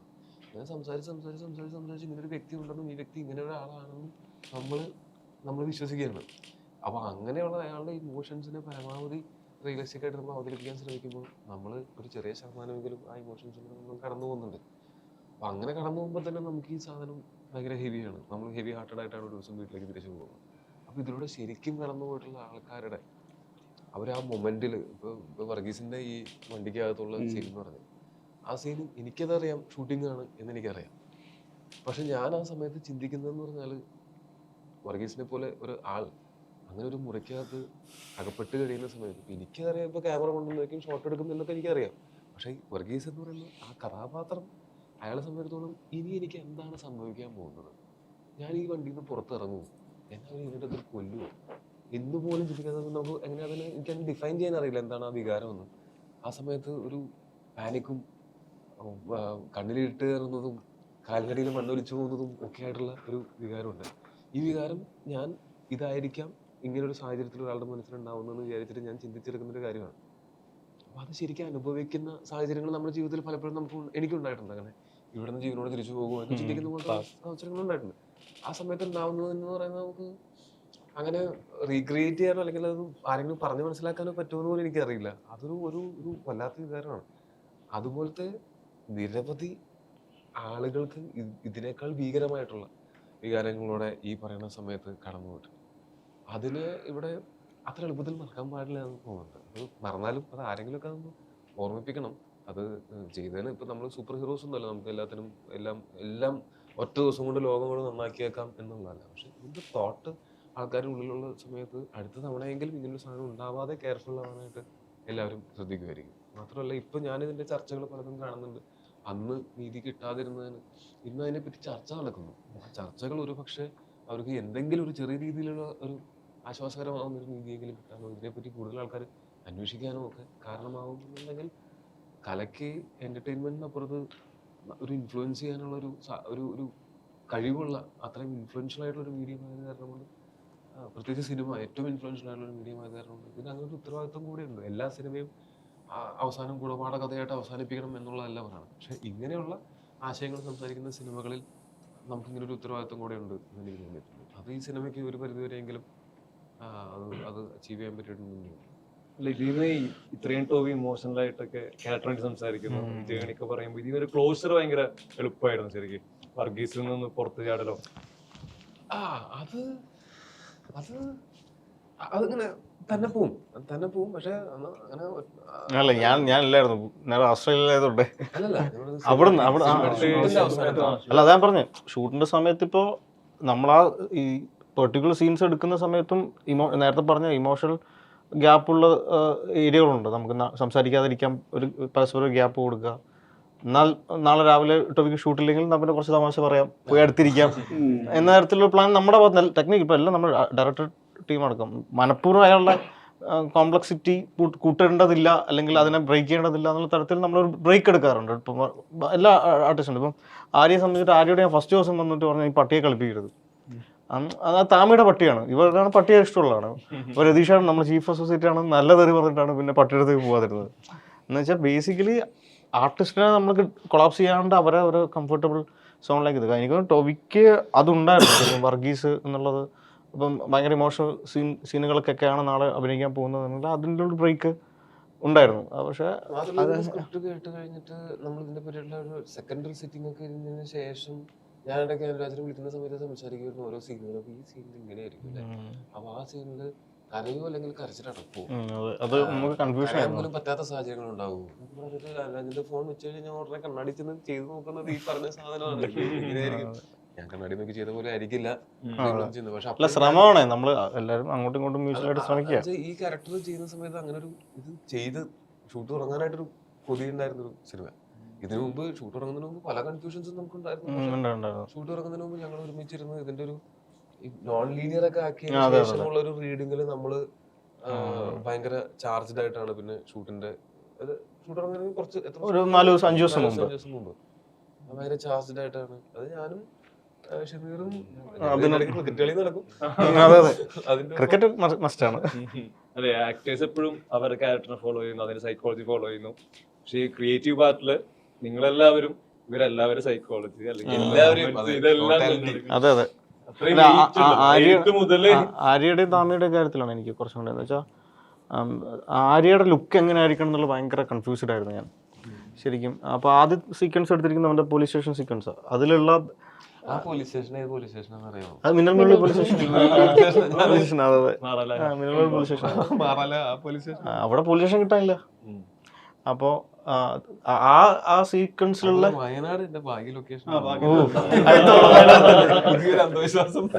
അടുത്തവിടെ വയനാട്. അല്ല, ഇത് കേട്ടിട്ട് അടുത്ത കഥ പറയുന്ന സമയത്ത് ആദ്യം കഥയെ കുറിച്ച് വയനാട് അല്ല പറഞ്ഞു വന്ന ആ സീനിലുള്ള സി കെ ശാന്തി അല്ല പിന്നീട് അങ്ങോട്ടുള്ള സി കെ ശാന്തി. പക്ഷെ ആ സീനിൽ മറ്റൊരു തരത്തിലാണ് അവർ പ്രസന്റ് ചെയ്തത്. ആ സീൻ ശരിക്കും കുറച്ച് കാലം മുൻപേ നടക്കുന്നതാണ്. ആ കുടിൽകെട്ടി സമരത്തിലേക്ക് നയിക്കപ്പെടുന്നതിന് മുമ്പുള്ള സി കെ ശാന്തിയാണ്. അപ്പോൾ അതിൽ നിന്ന് മാറ്റിയിട്ടുള്ള ഒരാളെ ട്രൈ ചെയ്ത് ആ ലുക്കിന് കുറച്ചും കൂടി നമുക്ക് തലയിൽ ആലോചിക്കാനോ അല്ലെങ്കിൽ വരച്ചു വെക്കാനല്ലേ പറ്റുള്ളൂ. ഇത് ഒരാൾ നടന്നു വരുമ്പം പിന്നെ ബോഡി ലാംഗ്വേജ് ആരെയും നടക്കുന്ന സമയത്ത് ബോഡി ലാംഗ്വേജിൽ കുറച്ച് കൺട്രോൾ, പിന്നെ പുരികം ചുളിച്ചിട്ട് നോക്കാൻ പറഞ്ഞിരുന്നു. അങ്ങനത്തെ കുറച്ച് ഡീറ്റെയിലിംഗ് പിന്നെ ഞാൻ പിന്നെ ശ്രദ്ധിക്കുക പോലും വേണ്ടി വന്നില്ല. അത് അപ്പം താമിയുടെ കാര്യത്തിലായാലും ഫുൾ ടൈം മുറുക്കാൻ ചോദിച്ച് നടക്കുകയാണ്. ഷൂട്ടില്ലെങ്കിലും ആ കോസ്റ്റ്യൂമിൽ ആ ഡ്രസ്സിൽ പരിപാടിയൊക്കെ എടുത്തിട്ട് അതിലേക്കൂടെ അവിടെ ഇവിടെയൊക്കെ നടക്കുകയാണ്, പട്ടിയും കൊണ്ട് നടക്കാം. അത് ആ ഗ്രൗണ്ടിന് അത്രയും അവൻ ഈസിയാക്കാം. അതിൻ്റെ ഔട്ട്പുട്ടാണ് അവൻ ആ ക്യാരക്ടറിന് കിട്ടുന്നത്. പിന്നെ ലക്കി എന്നാണ് ഡോഗിൻ്റെ പേര്. ലക്കിയും താമിയും തമ്മിൽ ശരിക്കും അല്ലാണ്ട് തന്നെ ഭയങ്കര എന്നെ 4 പ്രാവശ്യം കടിക്കാൻ വന്നു അവൻ്റെ അടുത്ത് പോയിട്ടെന്ന് പറഞ്ഞിട്ട്. ഞാൻ ഡയലോഗ് പറഞ്ഞു കൊടുക്കാൻ പോകുമ്പോൾ ഇവൻ താഴെ ഇതുണ്ടാവും. അപ്പോൾ എന്നെ കടിക്കാൻ പോകുന്നു അങ്ങനെ. പിന്നെ താമിയുടെ കുന്തം, അത് അസിസ്റ്റന്റ് ഡയറക്ടേഴ്സിന്റെ ഇടയിൽ ഭീകരമായി ചർച്ച ഉണ്ടാക്കിയ സാധനം. ഏതാണ്ട് ഒരു 110-120 കുന്തം ഉണ്ട് അവിടെ. താമിയുടെ കണ്ടുകിട്ടി കുന്തത്തിന് വേണ്ടിയിട്ട് ഭീകര അടിയായിരുന്നു. അതല്ല ഈ കുന്തമല്ല മറ്റേ കുന്തമാണ്. മാറിപ്പോവും ചിലപ്പോ. ഹാൻഡ് ഗ്രിപ്പിന്റെ അവിടെയുള്ള സാധനം ചിലപ്പോ മുകളിലായിരിക്കും. അപ്പൊ ബാബുക്ക ഇതല്ലല്ലോ, എടാ മറ്റേതെടുത്തോണ്ട് ഓടാ, ആ മൂടായിരുന്നു. എന്നിട്ട് പക്ഷേ കറക്റ്റ് ആയിട്ട് അവര് ടൈമിങ്ങിന് കൊണ്ടുവന്ന് തരുകയും ചെയ്യും. പക്ഷെ ആ പട്ടിയുടെ ആദ്യം ഷോട്ട് എടുത്തു കഴിഞ്ഞിട്ട് പട്ടി ഓടി വരുന്നു ഷോട്ട്. പക്ഷെ അത് എങ്ങനെയാണ് ഓടി വരുന്നത് എന്നുള്ളത് പോസ്റ്റ് പ്രൊഡക്ഷനിലാണല്ലോ വരുന്നത്. ഇത് എൻ്റെ അടുത്ത് ഷോട്ടിന്റെ സമയത്ത് ഞാൻ ഇങ്ങനെ ഷോട്ട് കൊണ്ടുകൊണ്ട് പോകും. ഇതെന്ന് വെച്ചാൽ എനിക്ക് അങ്ങനെ സ്വാതന്ത്ര്യമുള്ള ഡയറക്ടർക്ക് സമ്മതമാണെങ്കിൽ സ്പോട്ട് എഡിറ്റ് കാണാൻ എനിക്ക് ഭയങ്കര ഇഷ്ടമാണ്. ഞാനിപ്പോൾ ഒരു ഷോട്ട് കഴിഞ്ഞാൽ ഞാൻ വന്നിട്ട് ഡയറക്ടറിന്റെ സ്പോട്ട് എഡിറ്ററിന്റെ അടുക്കിരിക്കുക. ഇവിടെ ഷോട്ട് എടുക്കുന്നതും കാണാം, ഇവിടെ ഷോട്ടുകൾ വെച്ചൊരു സിനിമ രൂപപ്പെട്ട് വരുന്നതിന്റെ ഏറ്റവും പ്രിലിമിനറി സ്റ്റേജ് നമുക്ക് കാണാം. അത് ഭയങ്കര രസമുള്ള പ്രോസസ്സാണ്. എനിക്കത് ഭയങ്കര ഇഷ്ടമാണ്. അപ്പോൾ ചെയ്യാൻ പോകുന്ന സീനിന് മുമ്പത്തെ സീന് ഒക്കെ നമ്മൾ ഓൾറെഡി ഷൂട്ട് ചെയ്തിട്ടുള്ളതാണെങ്കിൽ, അല്ലെങ്കിൽ അതിന് ശേഷമുള്ള സീനൊക്കെ ഷൂട്ട് ചെയ്തിട്ടുള്ളതാണെങ്കിൽ ഞാനത് കണ്ടോട്ടെന്ന് വെച്ച് കഴിഞ്ഞാൽ കണ്ട് തുടങ്ങിക്കഴിഞ്ഞാൽ ഈ സിനിമയ്ക്ക് നമ്മളത് അന്നിരിക്കുമ്പോൾ തന്നെ ഒരു സീൻ കാണാൻ തുടങ്ങിക്കഴിഞ്ഞാൽ അതിൻ്റെ ഒരു ഫ്ലോയിൽ തന്നെ കുറച്ച് കണ്ടു കഴിഞ്ഞിട്ടാണ് ഷോട്ട് റെഡി ആകുമ്പോഴേ ഞാൻ നിർത്തുള്ളൂ. അല്ലാണ്ട് ഒരു സീൻ കണ്ട് നിർത്തണില്ല. എനിക്ക് ആ ഒരു ഫ്ലോ എനിക്ക് തോന്നിയായിരുന്നു. അപ്പൊ അങ്ങനെ ഒരു ദിവസം കണ്ടുകൊണ്ടിരിക്കുമ്പോഴാണ് ഈ ഷോട്ട് കണ്ടിട്ട് ഞാൻ ഭയങ്കര ഹോണ്ടിങ് ആയിരിക്കും ഷോട്ട്. അപ്പോഴാണ് വെറുതെ ഇങ്ങനെയല്ല ഓടി വരുന്നത്, തീയും അടിച്ചിട്ടാണ്. അപ്പൊ അതും കൂടെ ആയപ്പോഴത്തേക്ക് എനിക്ക് സഹിക്കാൻ പറ്റൂല. അങ്ങനത്തെ കാഴ്ചയായിരിക്കും അതൊന്നും. എനിക്ക് അത് തിയേറ്ററിൽ കണ്ടപ്പോഴും എനിക്ക് അത് തന്നെയാണ് ഫീൽ ചെയ്തത്. സഹിക്കാൻ ബുദ്ധിമുട്ടാണ്. അത്യാവശ്യം കുറച്ച് മൃഗങ്ങളോടൊക്കെ ഇത്തിരി സ്നേഹമൊക്കെ ഉള്ള ഒരാൾക്ക് ആ ഷോട്ട് കണ്ടുകൊണ്ടിരിക്കുമ്പോൾ ഭയങ്കര ബുദ്ധിമുട്ടായിരിക്കും. അല്ല ഇതിൽ അവിടെ ഈ പട്ടിയുടെ ആ ഹട്ട് കത്തിയിട്ടാണല്ലോ, അത് ബ്ലാസ്റ്റ് ആണ്, മറ്റേ ഗൺ അൻപണ്ണനാണ് അത് സെറ്റ് ചെയ്തിരിക്കുന്നത്. ബ്ലാസ്റ്റ് അവക്കെയാണ് അത് സെറ്റ് ചെയ്തിട്ടുണ്ട്. പക്ഷെ അതിൻ്റെ കൂടെ അവിടെ ബീനാച്ചി എസ്റ്റേറ്റിൽ അരുൺ എന്ന് പറഞ്ഞ ഒരു നാട്ടുകാരനുണ്ടായിരുന്നു. അവനെ പുഷ്പ എന്നാണ് നമ്മൾ വിളിക്കുക. പുഷ്പ എന്ന് വിളിച്ചാൽ മറ്റേ സാധനമില്ലേ, മറ്റേ വാള്, മറ്റേ റൊട്ടേറ്റ് ചെയ്ത മെഷീൻ വാൾ, ഇതും കൊണ്ടാവാൻ വരിക. എന്താ പ്രശ്നം എവിടെ പോയാലും പ്രശ്നമില്ല. വല്ല തീ കെടുത്താൻ അങ്ങനെ വിളിക്കുക. അപ്പൊ ഈ പട്ടിയുടെ സീക്വൻസ് എടുക്കുന്ന സമയത്ത് ഇതുപോലെ ആരോ ബാവൊക്കെ തന്നെ മൈക്കിൽ എടാ അരുൺ പുഷ്പ ഇതും കൊണ്ട് വന്ന് പട്ടിയുടെ വഴി കൂടി ആകെ ബഹളം വരുന്നത് ആ സീൻ. ഇങ്ങനെ പെട്ടെന്ന് ഓർമ്മയിലൊരു സാധനം അത്. ഇതിന്റെ ഒരു ക്ലോഷർ എന്നുള്ള രീതിയിൽ ജേക്സാനോട് ചോദിക്കുകയാണെങ്കിൽ, ഈ പറഞ്ഞ സിനിമകളുടെ ഏറ്റവും ആളുകൾ വിദ്യ എഴുതുന്ന പോയിന്റ് എന്നൊക്കെ പറയുന്നത് എന്തൊരു ക്ലൈമാക്സിൽ അവർക്ക് എന്തായാലും കൊണ്ടുപോകുന്ന എന്നുള്ളതാണല്ലോ സിനിമ കണ്ടു കഴിഞ്ഞിട്ട്. എനിക്ക് തോന്നുന്നു ഈ സമീപകാലത്ത് വന്നപ്പോൾ തുടരുമുണ്ട്, അല്ലെങ്കിൽ ഇപ്പോൾ നരിവേട്ടയുണ്ട്, ഇതിലെല്ലാത്തിൻ്റെ ഈ ക്ലൈമാക്സ് സീക്വൻസിൽ അവിടെ നായകന്റെ ആക്ട് എന്താണോ, സ്ക്രീൻ പ്ലേ ഏത് രീതിയിലാണോ പോകുന്നത്, അവിടെ എല്ലാ എലിവേഷൻ പോയിന്റോ അല്ലെങ്കിൽ ആളുകളെ കണക്ട് ചെയ്യാനും മ്യൂസിക് ഭയങ്കര പ്രധാനപ്പെട്ട ടൂളായി കണ്ടിട്ടുണ്ട്. ഈ രണ്ടിലാണെങ്കിലും ഇപ്പോൾ ഭയങ്കര ഒരു ഹീറോയിക് മൊമെന്റുകൾ സൃഷ്ടിച്ചെങ്കിലും അവിടെയും നായകൻ ഹീറോ ആയിട്ടല്ല അവസാനിക്കുന്നത്. നേരെ നരിവേട്ടിൽ വരുന്ന സമയത്ത് വർഗീസ് കൊണ്ടുപോകുന്ന പെയിനാണ് നമുക്ക് തരുന്നത്. ഈ ക്ലൈമാക്സ് സ്കോർ ചെയ്യുന്നത് ഈ മൊത്തം കരിയറിനപ്പുറത്തേക്ക് ഈ പറഞ്ഞ റീസെന്റ് സ്കോർ ചെയ്യുമ്പോഴത്തേക്കും ജേക്സ് വിജയ് അപ്ഡേറ്റഡ് ആവുന്നുണ്ട്. എന്താ ശരിക്കും ക്ലൈമാക്സ് സ്കോറിംഗ്? നല്ല ക്വസ്റ്റ്യനാണ്. അത് ഭയങ്കര തോട്ടുള്ള ഒരു പോയിന്റ് ആണ്. കാരണം ഞാൻ എപ്പോഴും പറയും, ആൾക്കാർ എല്ലാവരും പറയും ഇനി എൻ ക്രെഡിറ്റ്സ് അല്ല, എല്ലാവരും എഴുന്നേറ്റ് പോകും. ഇല്ല, അത് അയ്യപ്പൻ കോശ തൊട്ട് ഞാൻ മനസ്സിലാക്കിയ ഒരു കാര്യം, എന്താണ് ആ പോയിന്റിൽ നമ്മൾ കൊടുക്കുന്നതാണ് ആൾക്കാർ ഇമ്മീഡിയറ്റ് ആയിട്ട് അവർക്കൊരു വാവ് മൊമെന്റ് കിട്ടുന്നോ, കൈയടിക്കാൻ തോന്നുന്നോ, അല്ലെങ്കിൽ കരയാൻ തോന്നുന്നോ. That point is very very important. അതാ ഞാൻ എൻ സ്ക്രോൾ എത്രത്തോളം കാണും, എവിടെയാണ് സ്ക്രോൾ വരുന്നത് അതുവരെ ചോദിക്കും. കാരണം സ്ക്രോളിൽ നമ്മൾ ചിലപ്പോൾ സ്കോർ മാറ്റാൻ പറ്റും. ഈ കാര്യത്തിൽ voice as A tool use ചെയ്തേ പറ്റൂ. കാരണം നമ്മൾ ആ കൊച്ചിന്റെ ഇമോഷൻ ക്യാരി ചെയ്തുകൊണ്ട് പോകണം. ടോബി അത് ആ പോയിന്റ് ടോബി ബ്രേക്ക് ചെയ്യുന്ന പോയിന്റ് അറിയാലോ, ആ കൊച്ചിനെ കാണുന്ന പോയിന്റിലാണ് ഈ ബ്രേക്കിംഗ് ഡൗൺ. എന്നിട്ട് പുള്ളിയുടെ കാര്യം ചെയ്ത് പിന്നെ നടന്നു പോകുന്നു, ഒരു മോണോലോഗ് വരുന്നു. ആ മോണോലോഗിന്റെ കൂടെ ആ വോയിസിൽ തരുന്ന ഇമ്പാക്ട് പടത്തിന്റെ ഇമോഷനെ സമർപ്പിക്കും. അപ്പൊ അത് ഞാൻ വളരെ ഈ അടുത്ത പടങ്ങളല്ല എപ്പോഴും തന്നെ N credits it's very very very important. അത് പടത്തിന് ആ ഒരു ഇമ്പാക്ട് കൊടുക്കാൻ കഴിഞ്ഞാൽ അതിന്റെ ഒരു കൾമിനേഷൻ എൻ ക്രെഡിറ്റ്സിലായിരുന്നു. അത് തുടർന്നിലായാലും അല്ലെങ്കിൽ ഓഫീസർ ഓൺ ഡ്യൂട്ടിയിലായാലും made sure that point is elevated to the best. അങ്ങനെ അപ്പോൾ ആൾക്കാർ തിയേറ്ററിൽ നേരത്തെ ലൈറ്റ്സ് ഓൺ ചെയ്യുമ്പോൾ എന്താണോ നമ്മൾ ഉദ്ദേശിക്കുന്ന ഇമോഷൻ അത് കറക്റ്റ് ആയിട്ട് കിട്ടണം. അത് ഞാൻ ഈ പടത്തില് ആ കൊച്ചിന്റെ വോയിസ് തിരിച്ചു കൊണ്ടുവരുമായിരുന്നു. അവിടെ പോയിന്റ് ഷീ സെയിങ് ഇസ് ആർക്കും വേണ്ട കാട്ടിനുള്ളിൽ ആരാരും ഇല്ലാതെ ഒരു പൂവുണ്ട് എന്നുള്ള പോയിന്റ് ആണ്. ആൻഡ് അത് കഴിഞ്ഞിട്ട് പിന്നെ മെയിൽ കോറസ് ജോയിൻ ചെയ്ത് അതിനെ ഒന്ന് ആംപ്ലിഫൈ ചെയ്തു. യുനോ അവരുടെ ഇമോഷൻ അൻവർക്ക് വീണ്ടും വിളിച്ചു, അൻവർക്ക് തീർന്നില്ലടാ, എഴുതി ഞങ്ങൾ ആ പോയിന്റ് എഴുതി. അത് കഴിഞ്ഞിട്ടാണ് പിന്നെ റോളിംഗ് ക്രെഡിറ്റ്സ് ഒക്കെ കഴിഞ്ഞാൽ വേടന്റെ സോങ് വരാം. കാരണം വേടൻ പറയുന്നത് സെയിം പോയിന്റ് ആണ്, അഡ്രസ് ചെയ്യുന്ന ഇഷ്യൂ സെയിം ആയതുകൊണ്ട് യു ക്യാൻ എലിവേറ്റ് ആ വേ. കാരണം എനിക്കത് പേടിയായിരുന്നു. കാരണം എനിക്ക് ഐ വാസ് മൂഡ് പോകരുത്, ആൾക്കാർ ആ ഇമോഷൻ പെട്ടെന്ന് ഷിഫ്റ്റ് ആവരുത്. അത് സങ്കടത്തോ അത് തുടർന്ന് അടുത്ത ഡിസിഷൻ അതായിരുന്നു. വേണമെങ്കിൽ കൊണ്ടോട്ടൊക്കെ ദിവസം കൊണ്ട് ഇടായിരുന്നു. ബട്ട് നോ, വി ഡിസൈഡഡ് അത് ഡിറ്റാച്ച്ഡ് ആയി പോയാൽ ഡിറ്റാച്ച്ഡ് ആയി പോകരുത്. പോകുന്ന ഇമോഷൻ എന്താണോ അതിന് ക്യാരി ഓവർ ചെയ്യണം. അത് വീട്ടിൽ വരെ പോകുമ്പോഴും ആ ഇമോഷൻ ക്യാരി ഓവർ ചെയ്യണം. ചർച്ച ഇനി മുകളിൽ തുടരും. തുടരും. ഓ അതിന്റെ ഇടയിൽ brilliance.